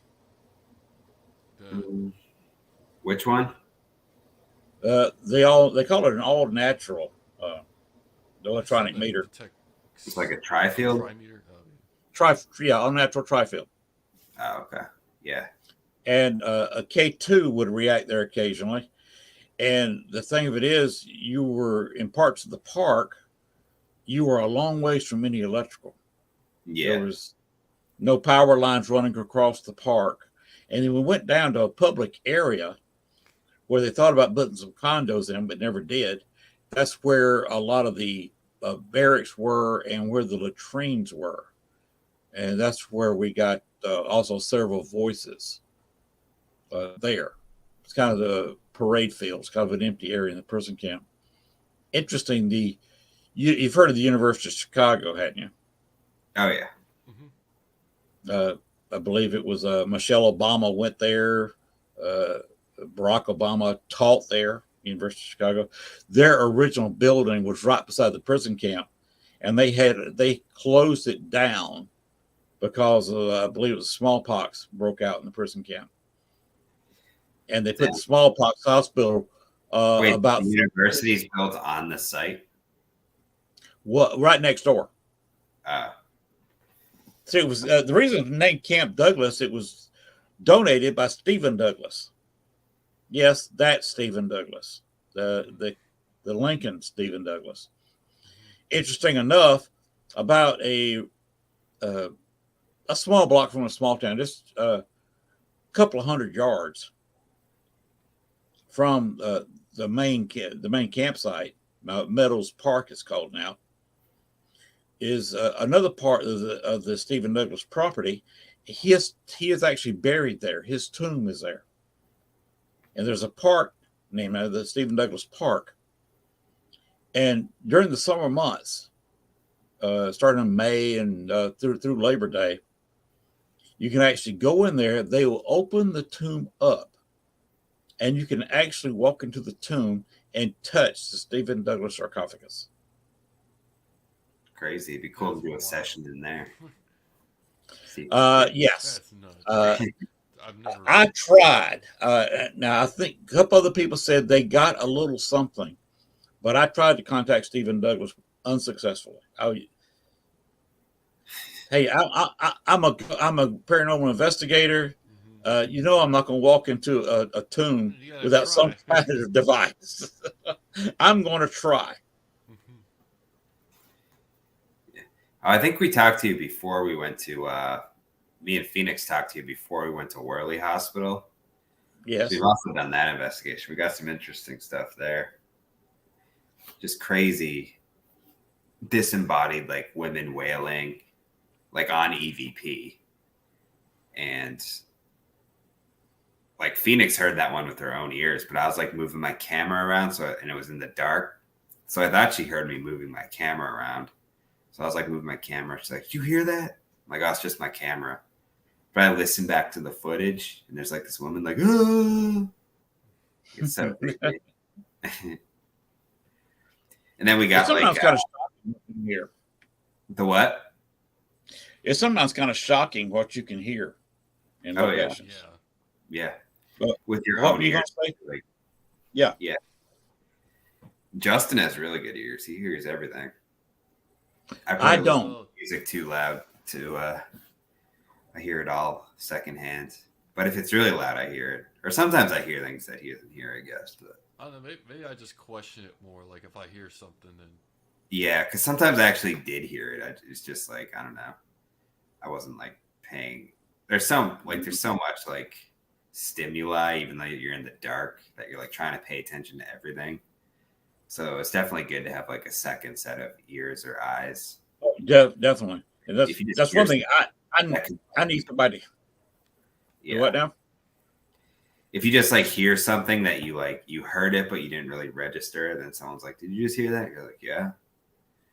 And that's good. You'd miss a bunch of stuff if that wasn't the case. Mm-hmm. well, I'll say I this miss too. a lot of stuff. I'm What not- now? I'm not really comfortable in like necessarily in the dark, so when that happens, my senses kind of really kick in. You know, like I don't want to say paranoid, but kind of like adrenaline, where your senses kind of heighten, Right. and then you just notice everything. It's I guess Your that's kind of adrenaline gives you an weird for me. edge. Mhm. Yeah. Last time I was at Old Park, I was doing an isolation session in the back.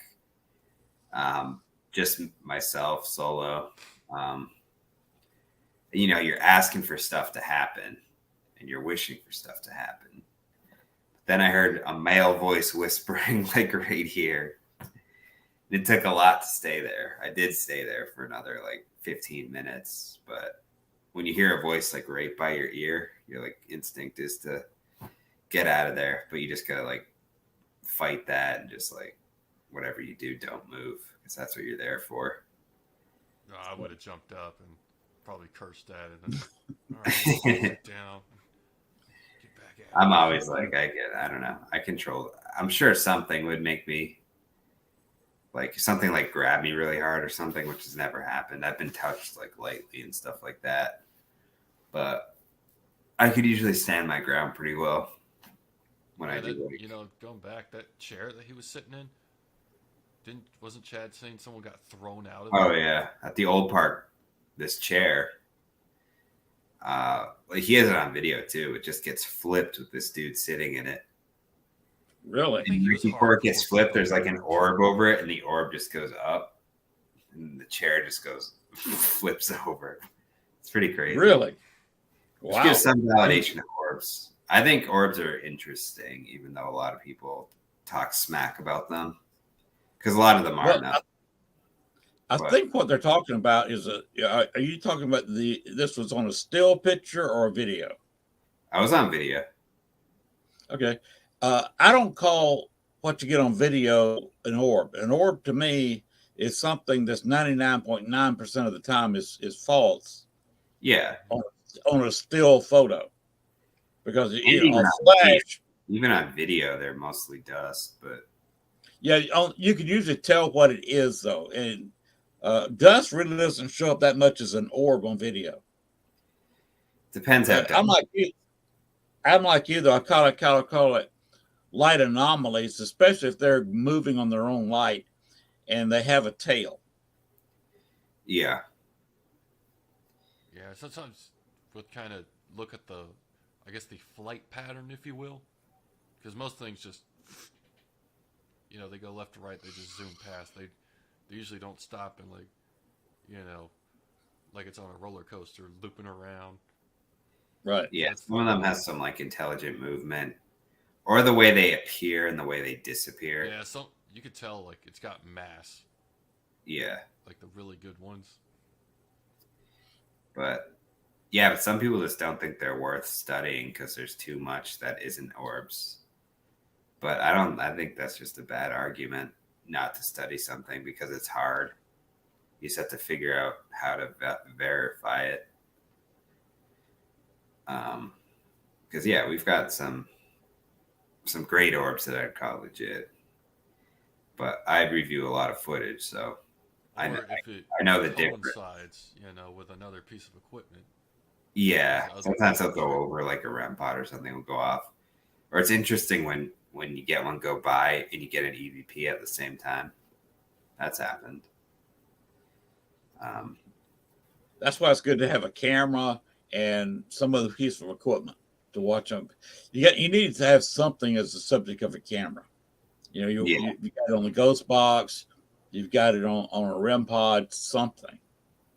Yeah.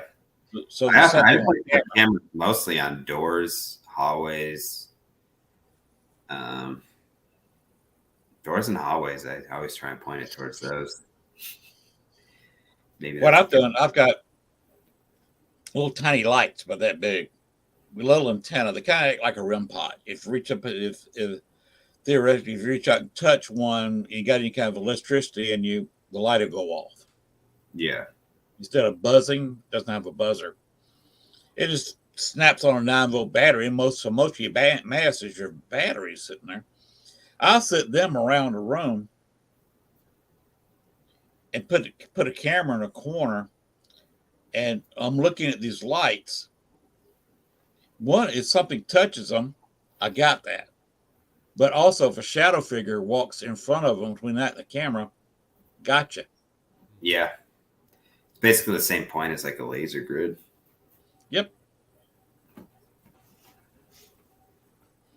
But yeah. I had an interesting shadow figure once. It hung out in the room for about 5 or 6 minutes, and it would move and eclipse the lights. That is interesting because usually they're pretty in and out. Yeah. I don't usually stick around. And you was talking about getting startled or running. I've got 2 artificial knees. Yes, and at my age, there's not a whole lot of running. Yeah. So if someone's going to get me, it's just going to get me. It's a good way to look at it. Just get it over with. Mm-hmm. Make this quick, please. Yeah. Oh, if you want to study a little bit on Bachelor's Grove, there's a lot of interesting reading about the history. Look up the path to bachelorsgrove.org, I believe. Okay. It's either .org or .com, but it's called there's a lot of websites on Bachelor's Grove. This is the path to Bachelor's Grove. And it takes a lot of the history. People have studied that. Have you ever had a place that seems to take possession of people? Not that they're possessed, but they want to own the place? I know that happens when people like buy haunted locations, or if they're just like in a haunted house, they like don't want things to leave. They just want to be there all the time. But Bachelor's Grove is that way. Many people have told me going in there, and the more they go in there, the more I've seen it happen. Is they swear up and down they'd win the lottery, and they'd buy several acres around there and build a house there by the cemetery, an old abandoned cemetery. Mm-hmm. Why would you spend millions of dollars just to buy the property? Yeah, I don't know. Maybe it's scenic. No. Historic. I don't know. Well, it's got some old foundations there. Yeah. Honestly, if you think about all the people who have lived on this earth, like there's got to be like pretty much graves everywhere, technically, right? Well, yeah. We're basically the whole planet. Somewhere. The whole planet's a graveyard, and there's more people buried in the ocean than on land. That's why I think basements are often haunted, even if the rest of the house isn't. You go down there and you just feel weird because there's probably been something desecrated. There's probably someone under a lot of basements next to it. And Just water, the of same course, level. Okay. provides an energy. You got that pond by Baxter's Grove. There's a creek running into the pond and past it. And here we've got, I've got a small little stream about 50, 60 yards straight in front of me. You go about 100, 120 yards behind me. There's two small streams that form a little bit larger stream. You go that way off my little left shoulder, about a mile, and you're going to run to Cane Creek. I live you're in the intro to Cane Creek Township. If you go down the road about a mile, you'll see a state park with a fishing lake. It's artificial. They built a dike and stopped and backed up the Cane Creek and filled up a little dip there in the land. And they did it right where the Bartholomew Bayou runs also through the lake. And that's exactly where Cane Creek flowed into the bayou. And Bartholomew Bayou, by the way, is the longest bayou on the planet. Yeah, it's big enough to have steamboats, smaller steamboats, going up and down until 1910. There's probably been some people disappeared in there. So I'm nearly surrounded by water here. Yeah. It's probably a bunch of discarded conduit for. Oh, sorry. Some Moonlight Sonata. Yeah, I was looking at the path to Bachelor's Grove. Oh. Okay. A lot of information there, isn't there? Yeah. It'll take a few minutes to look at this. It'd take you a couple hours to read it all. Yeah. You got a section for personal experience, video and audio evidence, photographic evidence. I might just look at this real quick. It's an amazing site. People have actually fought over it. The Forest Preserve owns all the woods around it. They don't own the cemetery. The cemetery is only 1 acre. Mm-hmm. The Forest Preserve owns all the property around it. And they were thinking about it's a popular path. There used to be the old highway in front of the cemetery. They were talking about building some cabins for rental and trying to make a little money with the Forest Preserve, offset some of their expenditure, add to their budget. And you had 3 paranormal people in the Chicago area demand that they be allowed to, before the cabins were even built, to pay them money up front and have the cabins rented over the weekend, for every weekend for a year. Wow. And also wanted them to deny any other paranormal person to be allowed to rent those cabins. Yeah, of course. Yeah, people get terrified. There was people fighting so hard over it that Forest Preserve walked away and said, okay, we'll never build cabins here. Yeah. You've had one guy climb the trees and get about 50, 60 feet up in the air in the cemetery, up a tree, and catcall people who came in there with a tour. That's no good. It's absolutely insane, the way some of the people have acted in there. Yeah, people like their turf. That's like the worst part about this is all like the drama and stupid crap. Yeah, we pretty much stay out of the drama. We've never gotten in any of it. So. You notice I walked away. I was kind of glad that the wife and I decided to come down south. We were both getting older, and property taxes in Chicago are so high. I started doing math, and I said we wanted to be able to live. We got some retirement put away, but we wanted to be able to live and pay all our bills and live okay on strictly our Social Security. And that did the math in Chicago. That wasn't going to work. Yeah, cities are rough. I live in Austin, so. That's a growing area. It is. Just built Tesla there. Yep. Yeah. Yeah. That's going to be one of your premier places. Oklahoma and Arkansas signed the deal to get where the two of them meet up in northwest Arkansas. They've got an area they're trying to build some high tech businesses there. So Austin, that area in Oklahoma, Arkansas, is trying to compete with Silicon Valley in Atlanta, Georgia. Yeah, I don't think it'll be hard these days. California's kind of going. A lot of places are leaving the around San Francisco and Silicon Valley because Austin's a lot cheaper. Yeah, right now it is. And it's not hard to get them to move to Arkansas because our property taxes are so low. We pay cash for the house, and we can live actually easily here the rest of our lives on just our Social Security. That's sweet. And we can live quite comfortably. That's awesome. So we found our retirement homes in foreclosure. Is it haunted? We got lucky. Was there? This was when I first moved here, it was a dead zone. There was nothing here, absolutely nothing. Oh, you got there before the development too. Yeah, and this house was just built in 1985. This road I live on was just opened up in the mid 80s. Oh, so yeah.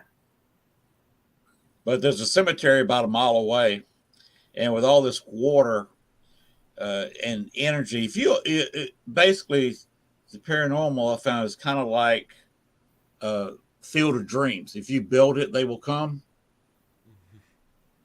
If you open up with a Ouija board or echo box or a ghost box, if you're opening up something like that, the paranormal will find you. Yeah, I never do anything in my house just because I like ghosts. Yeah, I end up watching a lot of ghost box sessions on YouTube Live, and I've actually had spirits in the house come through the internet from that ghost box session. It's crazy. During the show, I've actually there's a window here behind me. Oh, by the way, here's my producer director, Bones. Oh yeah, I was wondering where he came in. But you see, that is a window right there. I have during the show, like we're doing now, had tappings on 2 different shows at that window. There's nothing out there. Except my septic tank. There's nothing growing. Well, I was doing another podcast that I was actually in studio, like live at the Wicked Planet podcast. Mm-hmm. They do it out of, they call it the Haunted Garage because it's haunted. It's in New Hampshire. But I investigated there once. We got a bunch of interesting stuff. But the last time I was there for a podcast, afterwards we were listening to the podcast. One of the claims is that or not one of the claims because the guy's heard it a million times. The door to the garage downstairs will open on its own and close. Really? We didn't even notice, but we were listening back to the podcast after it was all said and done. You just hear the door open and then close, like on the audio, like below us. Wow. It's crazy. So that's kind of cool that actually like something paranormal happened while we were talking about paranormal stuff.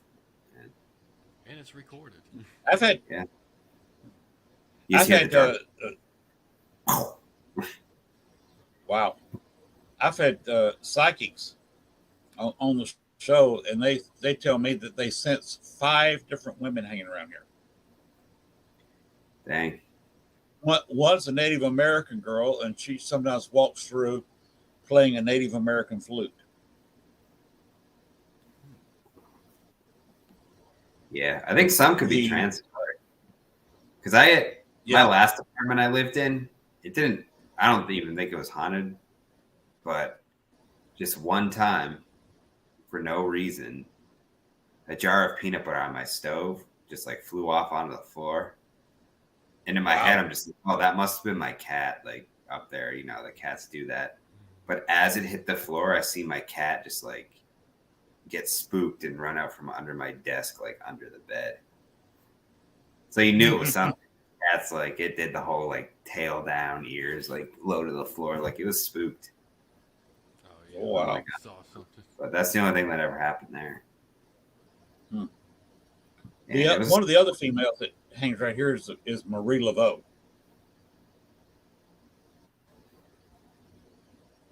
nice. You're not saying anything. I don't know who that is. I don't know who that is. That sounds familiar, but Marie Laveau. I've heard the name. Look up Marie Laveau in New Orleans sometimes. That's a story. A lot of it's not true. She was not a voodoo queen or Oh, anything that's yes, like yeah. that. She's in the graveyards there. They're like, But above she her, she walks around. she was a Christian, but she was also a hairdresser, and that's where she got most of her information. There is a possibility that we're trying to trace back far enough that she's a distant relation to my wife. That is Remember, interesting. my wife's family was from down here. Her father specifically, he's got family. He was born and raised in Dumas, which is about 10 miles from here, and he's got family in Lake Charles, which is down in Louisiana, western Louisiana. So his part of the family came up here during the slavery years, and so did her family. They moved a little bit north in northern Louisiana, maybe into southern Arkansas. So we're thinking that my wife may be related to her. She's kind of our spirit animal, so to speak. She comes in, helps us out a little bit. She contacts me a little bit. You're talking about wanting to learn something about the other side. She's taught me a little bit about the other side. Yeah, that's sweet. It's nice to have that balance sometimes. Yeah. Yeah, if she's related, I guess that makes sense why she might pop in. His ancestors really do that. So otherwise, it wouldn't make sense. She is related. My wife's dad walks through once in a while. We can smell his tobacco. We have this was not intelligent because he never stops or acknowledges or anything, but he smokes a peculiar pipe tobacco, and he just walks through.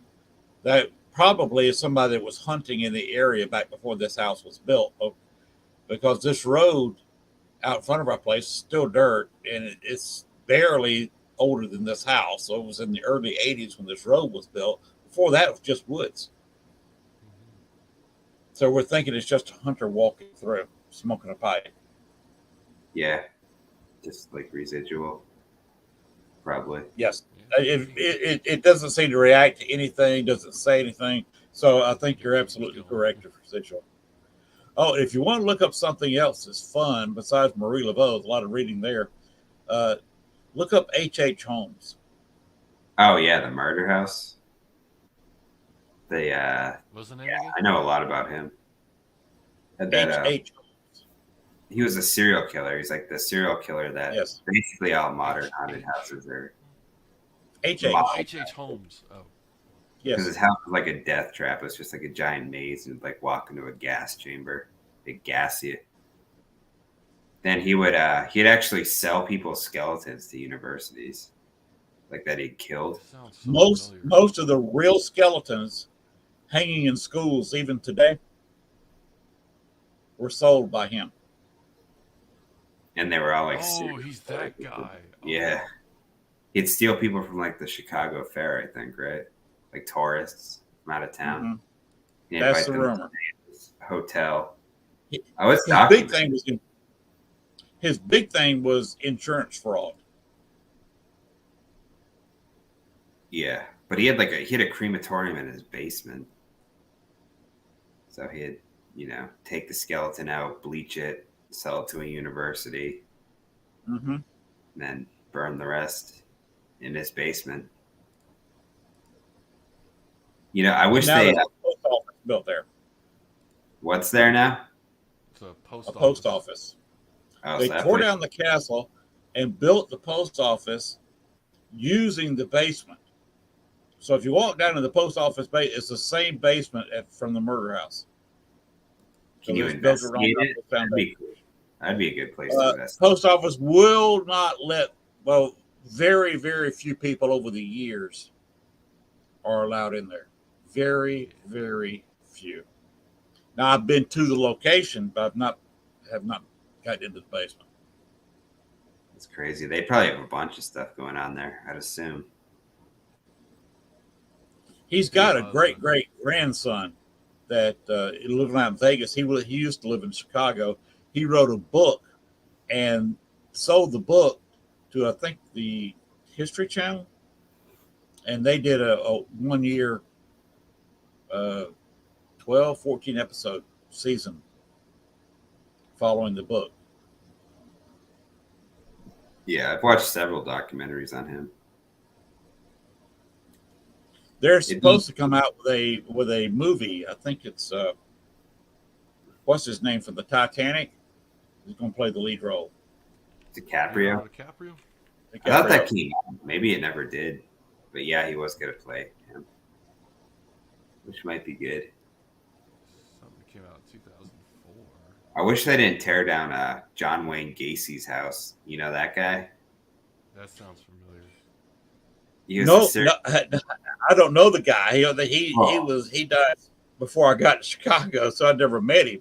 I don't think he was in Chicago. Maybe he was. He was in that area. Oh, was he? Oh, the guy that inspired the Texas Chainsaw Massacre?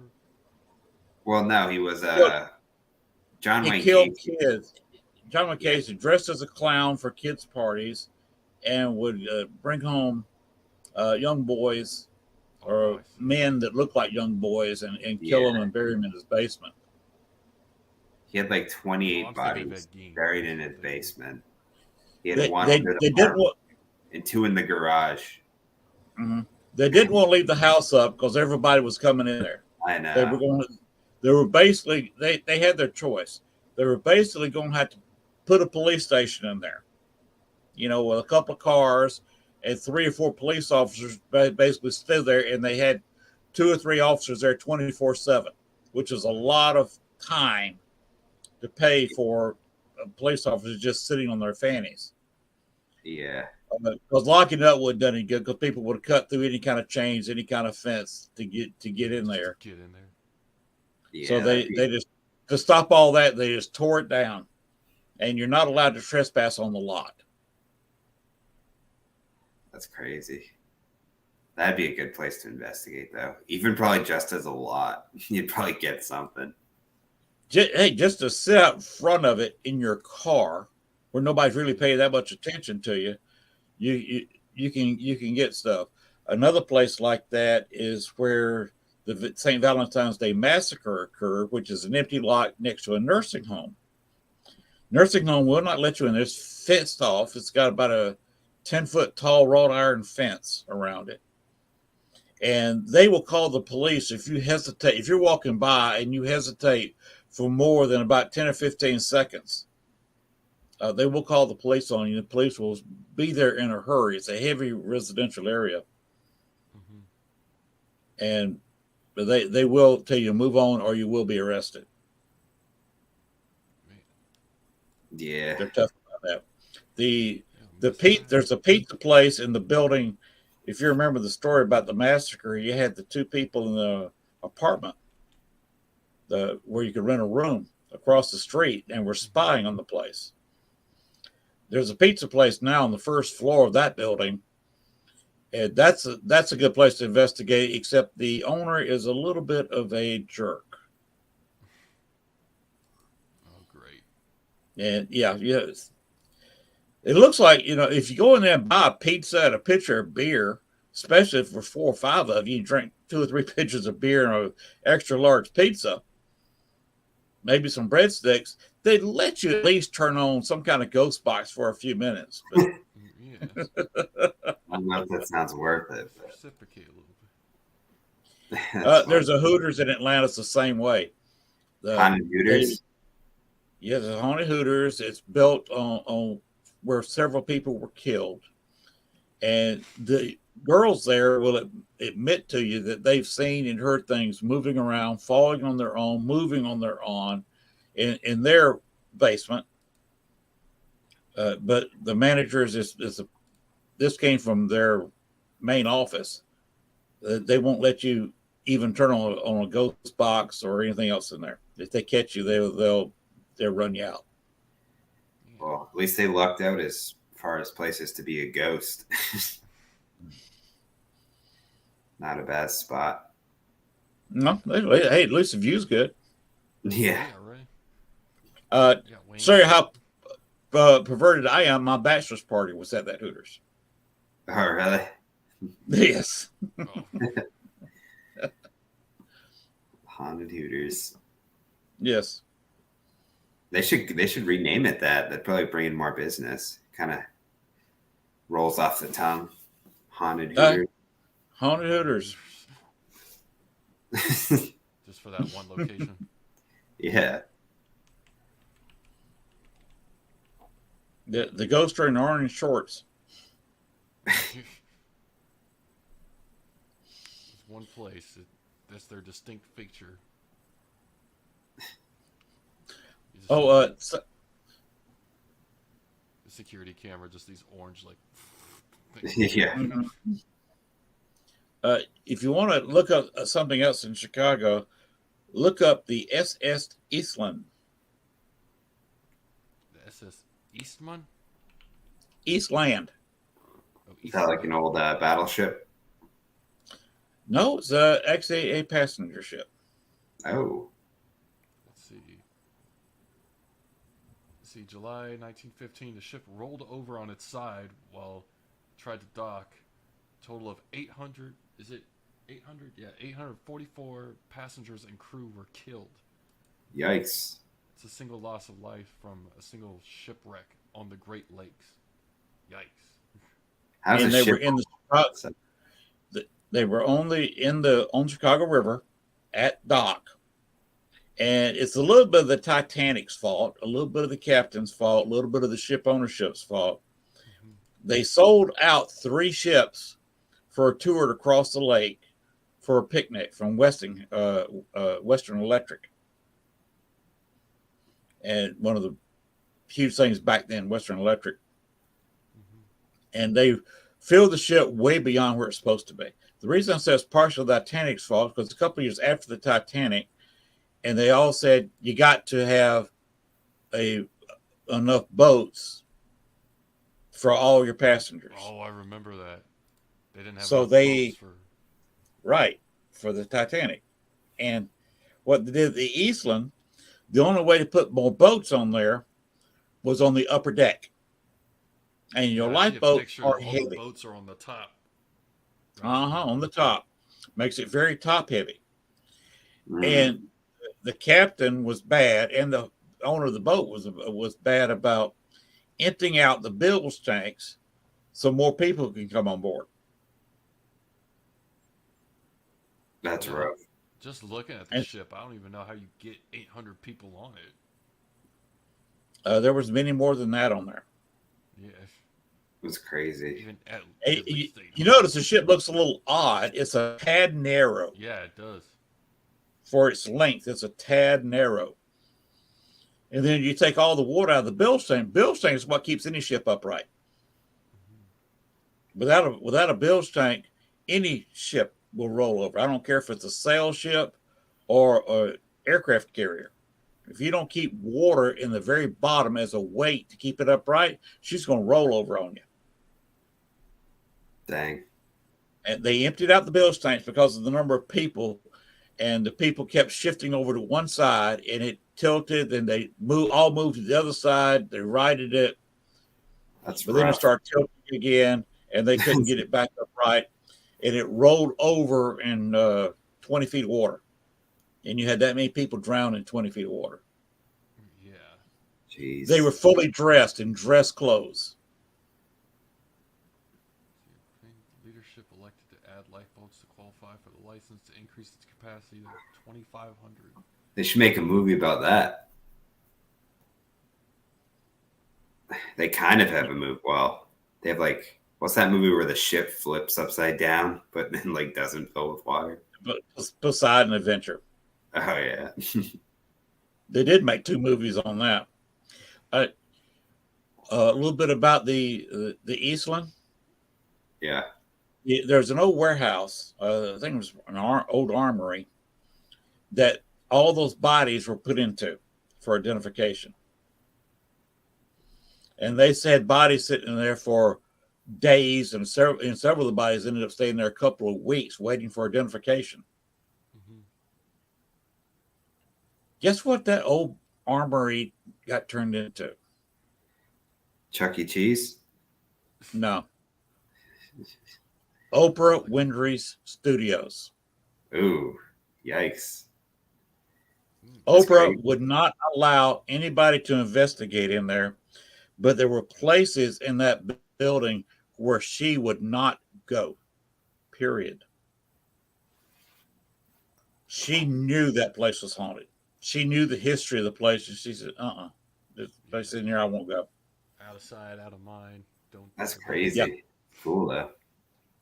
And you can still, if you go there on a Sunday or maybe a Saturday afternoon, when there's not so many people downtown, you can hear occasionally people's screams coming from the water. Yeah. Because you can go right there to the dock where it tipped over. Is the ship still there, or did they get rid of it? No, it was actually righted. Just letting It it was, it was sold to the military, and they use it as a gunboat during World War One. To train people from. Remember, there's a USS well, one that still is. U.S. Willamette, and the Navy used it for that. And one of the biggest training areas for the Navy was the Great Lakes, which is right there outside of Chicago. Mhm. And that's why they call the pier that's now a recreational area. In fact, it has an IMAX theater, a hotel, restaurants, a few bars.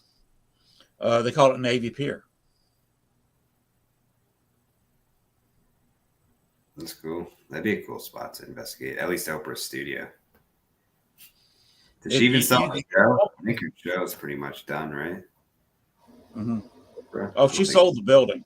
There's somebody else Oh. owns it now. They've got stuff in there. I wonder what it But is you now. can walk up to the building, and like I said, you can walk on the side where the ship was. Of course, there's noises because you got, even on Saturday and Sunday, you've got traffic crossing the bridge, and those old metal bridges.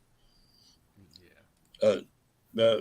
They're opening. They open and close like this. Not what do you call it? The drawbridge. Oh yeah. If you've ever seen a view going down the river, there's 7, 8, 10 bridges that open up like this. Yeah, I found a photo with like a modern picture. Mhm. It's like putting it like right in the middle where it was. That's pretty insane. That's pretty cool. That's cool history. I didn't know that. That's interesting. Paranormal investigating in Chicago is interesting, and that's why Dale Kazmarek is still got the group. He started ghost hunting up there when I was in high school, the early 70s. Yeah.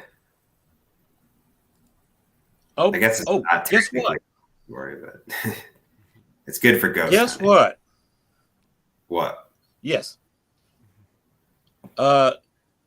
Watch your ears. Might want. I have to do this. It's a tad after midnight my time.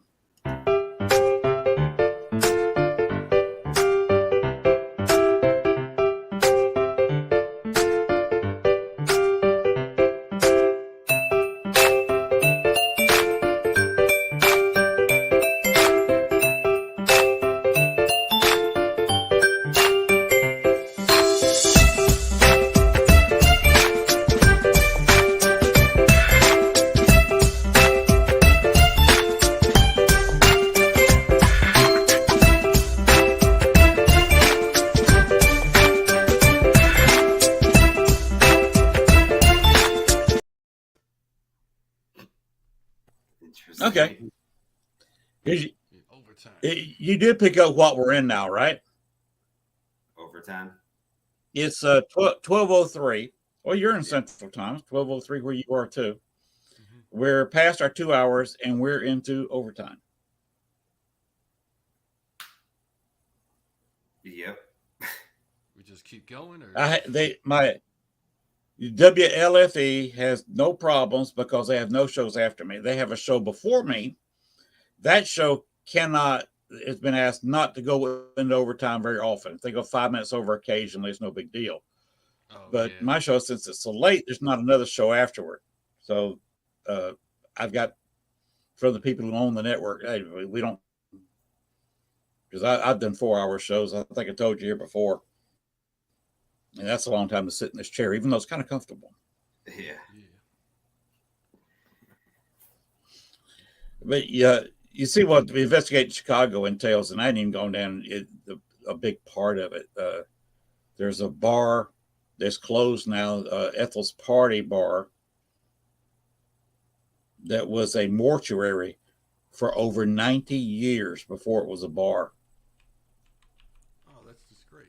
And I got in there 10 or 12 times to investigate there. And a paranormal group I was a member of, we started meeting in there once a month. Oh, man. And that's a lot of fun because basically we're investigating an old mortuary. Yeah. We've done that a few times. Well, we actually Even the bar, they get kind of rowdy. But do what now?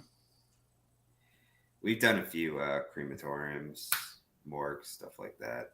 Mostly attached to hospitals, but Yeah, it's always creepy. this one's all the stuff's been torn out, and where they the autopsy room is still there, and the drain where they drained all the stuff they took out of the bodies. Yeah. They just dumped it straight into the Chicago sewer system. The drain is still there and still open. That's creepy. Very creepy. It's still a hole about that big around, and see how it is to my face. And you could actually walk right up to it because it's at your toe height, sticks out of the floor about this far. And you can tell it's open sewer because you know when you're approaching a pipe that goes down to the sewer. Yeah. Yeah, just put all that. That's very creepy. Oh, on the 100th anniversary of the Eastland, there was a paranormal group. Believe it or not, they set a lot of their findings to music. A lot of their EVPs. Yeah. They put it to music. I set my videos to music, but I always cut it out when there's a EVP because it kind of like ruins the EVP sometimes. Well, yeah, they didn't do it so you could understand what was said, but they just put them all to music and did a concert in the cemetery, the Bohemian Cemetery. Oh, wow. So they had National Cemetery. That's where a lot of the Eastland dead were buried. And then you have a memorial to them. And of course, they said, okay, you can go out. We've got the place till 4 o'clock in the morning or 5 o'clock in the morning. Do what you want to out there. So, of course, I went to the memorial for the Eastland people and sat there all night with some friends and talking to ghosts. And that was the 100th anniversary of the Eastland disaster. That was an interesting night. Yeah, that sounds interesting. And they were interactive. What happened that night? We asked them questions. They gave us answers. Oh, just being super interactive and responsive. Yes.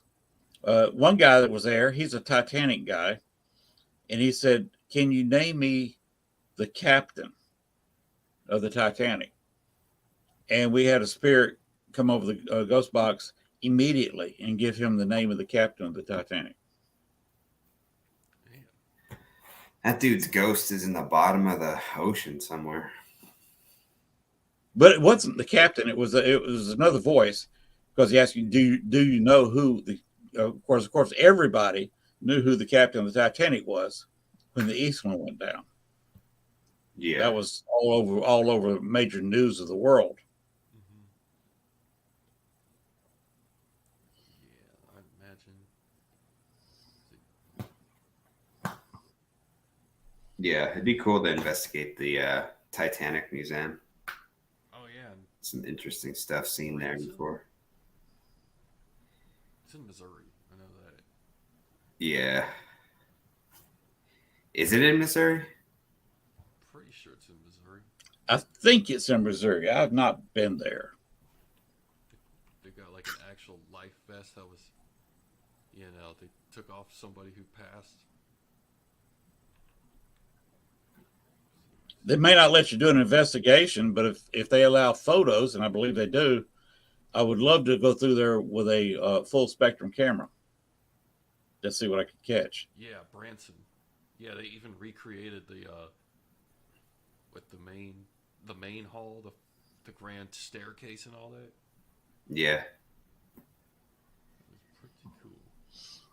That would be fun to do. You just walk in there, like I say, with a full spectrum camera. And heck, an Echo Vox, you could stand there, looks like you're on your phone with an earpiece in. At least you could record what you picked up. Yeah. Yeah, I think there's like handprints that appear on the windows and stuff, like child handprints or something. Something like that. After they wash them and stuff. And Branson is in just outside of Arkansas, just a few miles up in the northwest corner of Arkansas. That's also where the Pea Ridge battlefield is, and that's on my bucket list. To go up and investigate the Pea Ridge Civil War battlefield. Yeah, battlefields. I want to do a battlefield sometime. Yeah. And that's not that far. Oh, you're in Dallas, right? Yeah. That's not that far away. It says Pete Ridge. That's what it's called. Pea Ridge. Where's it at? Pea Ridge.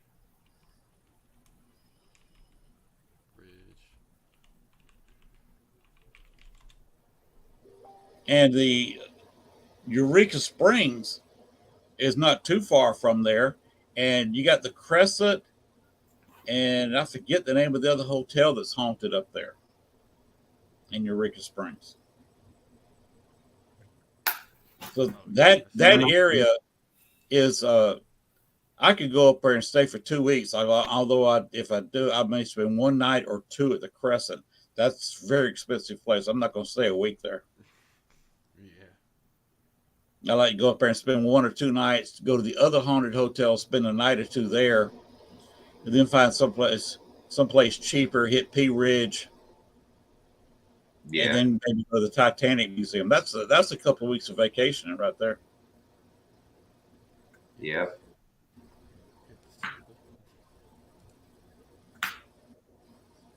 It's also an external hard drive crammed full of video. I bet.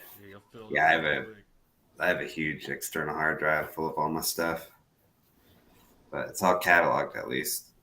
I just need to copy my catalog in case I ever lose it. I gotta make it digital or something.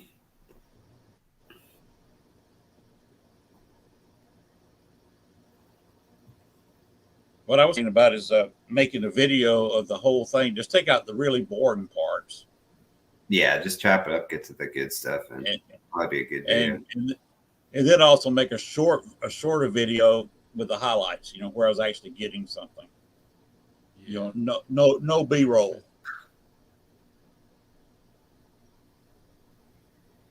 Yeah, I kind of like some B-roll in the beginning, but yeah. like you're arriving there and you show the outside, say where you are, and here's what the external of the building looks like. Yeah. I did that with the Rhodes Hotel. I never put the video together, but I took a lot of still photos and some video of the outside of the Rhodes Hotel. That's in Atlanta, Indiana. Nice. They have a lot of creepers there. Oh yeah, there's a few of those in Waverly. Yeah, you know what I'm talking about. You got to head your heaven on a swivel to see all that, because you don't know what's beside you. You don't know what's crawling on the floor at your feet. You don't know what's on the ceiling over your head. Yeah. Although at the Rhodes Hotel, there's been so many people come through there and so many events there, the ghosts have gotten smart. They'll come up behind you or beside you, but then when you whirl around, if you got a camera in your hand, they're gone. Yeah. Like right here. That's how they do. They learn. They know what a camera is. Yeah, they do. I've seen them. They know our intentions. They know how to jump out of the way. But Use it to document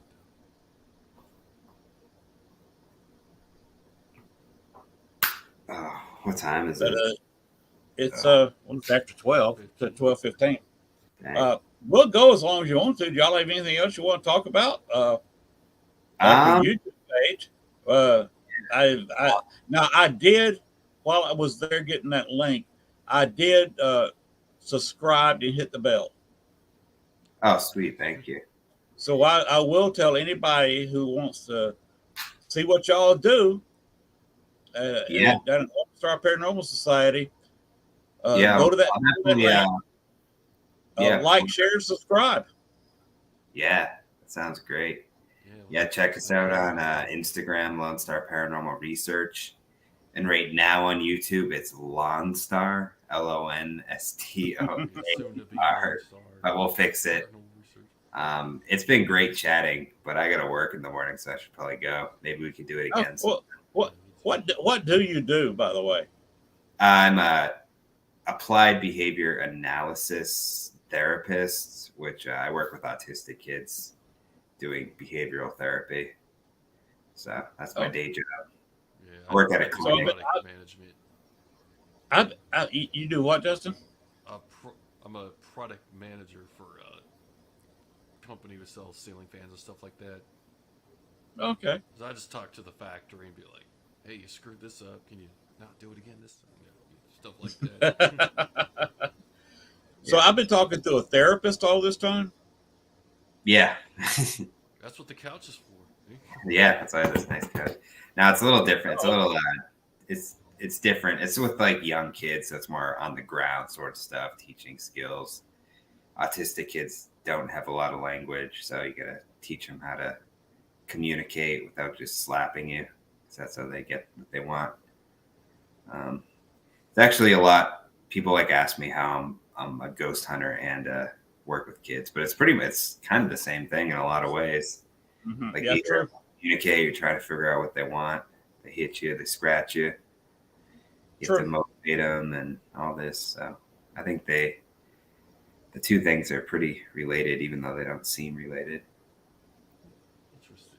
Do you ever do you watch Marvel movies? He does. I don't really.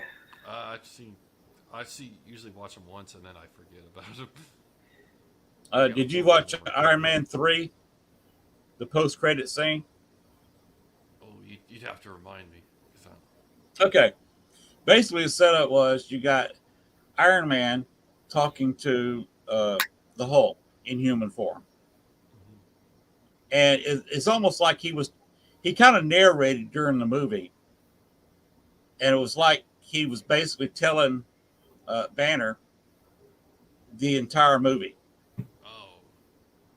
And if he goes over to Banner, and Banner is sound asleep, finally his glasses fall out of his hand.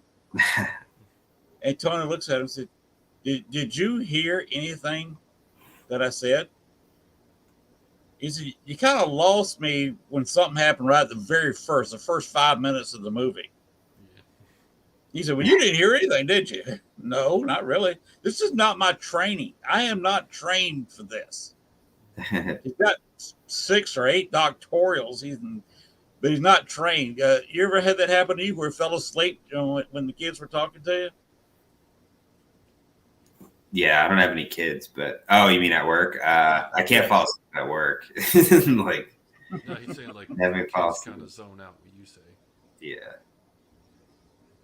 Probably do it all the time. I do it a lot to my boss.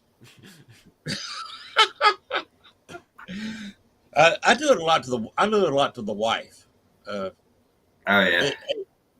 Let me tell you, when you got it arranged, like the wife and I have it arranged, retirement is sweet. Yeah. So bet. I hope you both get there, Yeah. and I hope you're successful for it. Do yourselves a favor, plan for it, stick some money in the bank if you can. Oh yeah. At least open up a savings account somewhere along the line. Yeah. Put some money away. Yeah, because Social Security ain't gonna be much for us. Yeah. Yeah, hey, we're getting a raise next year. You know, the cost of living. Yeah. Well, that's good. I hope Social Security is around for both of you. Yeah, I don't know. Paying into it. They both of you are pulling Social Security out of your paychecks, right? Oh yeah. Oh yeah. My wife worked for a few years where they didn't. A lot of people in Chicago, like the police officers and a lot of the city workers, Yeah. aren't. They tell them, okay, we got a pension for you. There's no need to get Social Security, so they opted not to pay into it. It's an option. Oh, And now those pensions are 25 and 30% funded. So I would advise not moving to Chicago because what's going to happen? I mean, you use your own imagination here. What's going to happen eventually when they've already had to go to some of the public workers in the county and say, look, we can't afford to pay you your full pension. Can we take 3 cents or 5 cents, whatever it was, out of every dollar we would give you and just give you 95, 96 cents of it? They've already approached them twice and they voted for a decrease in the money they're getting because the choice was they could all opt for the maximum amount, but they might get a couple more years of their pension and that's it. And can you imagine what happens when those police officers start retiring in Chicago and all the officers realize they've been paying into this fund, basically paying other retired police officers' pensions, and there's nothing available for them and the money runs out? Yeah, that's rough. Can you imagine the crime that's going to hit Chicago if 2/3 of the police department, that's bad already, and 2/3 of the police department decides to have a blue day? Yeah, not good. Yeah. I mean, it's bad. If 50 officers call in sick, it's a bad day. Yeah. You get anywhere close to half of your police department in any city all of a sudden calls in sick. Yeah, you're in trouble. You're in trouble, especially when the criminals hear about it, and you know they will. Definitely. It's open city. It's open season. Jump right into it. Oh, well, no, they use their cars. Yeah. In Chicago, they have perfected the smash and grab. They steal a car or a van, whatever, smash it through a front window of the storefront, and go in there and grab something. Another car pulls up. They fill the car up with stuff, and they're gone. Yeah. It's bad out there. Well, anyway, I got to get up at 6 o'clock, so I should probably get hit. All right. Yeah, get that. Kellen, we can do this again. Oh yeah, if we could start earlier, we could talk longer. But for time's I gotta sleep. Yeah, that's the time. I'm kind of locked in with the show before me. I can do that once in a great while, but we're fixing to change that stuff October 1st. That where I may get locked in. We're supposed to be signing an agreement with Roku and Apple TV, but don't tell anybody. That'd be cool. Yeah, well, we'll hit you up. Yeah. Yeah. Roku, of course, is a TV show, TV network on regular TV. Oh yeah. They've been losing stock. Their stock's been losing value. They're trying to pick up some new programming that's cheap, and we're going to start sending them our programming for even my older shows, including this one. Sweet. Yeah, we'll definitely talk again. We'll be shown on that. So that's we're trying to work out the details now. But yeah, after October 1st, I'm especially kind of locked in. Okay. Yeah. Well, they want to keep me on late night TV because sometimes I say stupid shit and sometimes say shit. Yeah. Understandable. I gotta sometimes I say it. Good night. Yeah, good night. I thank both of y'all for coming here. I enjoyed talking to y'all. We'll have to do it again, especially those couple of investigations you set out coming up. Love to talk to you, and maybe you can show a video or something. Yeah, about the evidence you got there. Sounds so good. Love to talk to y'all about it, and you give Phoenix my love. Yeah, we will. And like I said, she's gonna be my guest. I believe it's the last Thursday next month. I guess a month from now, because it's the last Thursday this month, isn't it? Let's check that out. Cool. Yeah. So she seems to be a really nice person. All right. Oh yeah. Good night to both of you. Good. Best of luck, and when you go investigating, happy hunting. Yeah, thank you. All right, appreciate it. Talk again. And just remember, the paranormal never sleeps. True too. That's for sure. Especially if you're on this show. Yeah. No kidding. Have a good night. Y'all too. Good night. Mm-hmm. All right. Now, it's just me by myself. And we are ending the show. We had almost over 25 minutes of OT. So we will be ending it. And let's get back to where we can end it. That's the wrong button. Okay. Like I said, we're going to end it. Good night to everybody. And once again, I always forget to bring my list of who's going to be here. I am booked through September, so I will have a guest every Thursday night during September.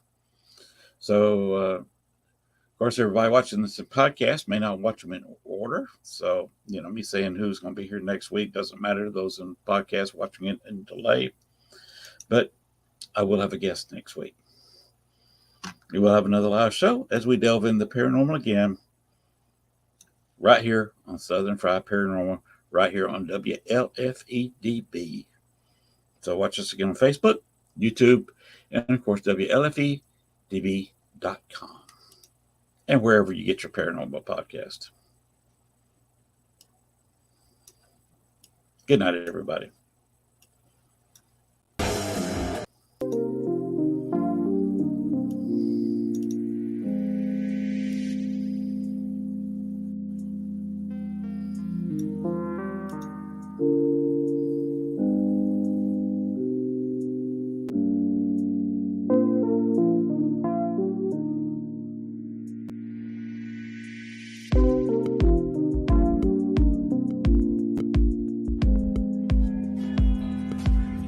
Thanks for watching our show. Be sure to tune in to next week as once again we journey way down south into Bayou Country for another heaping portion of Southern Fried Paranormal with Len Dorman and Bones. Make sure to like, share, and follow. Y'all come back now. You hear?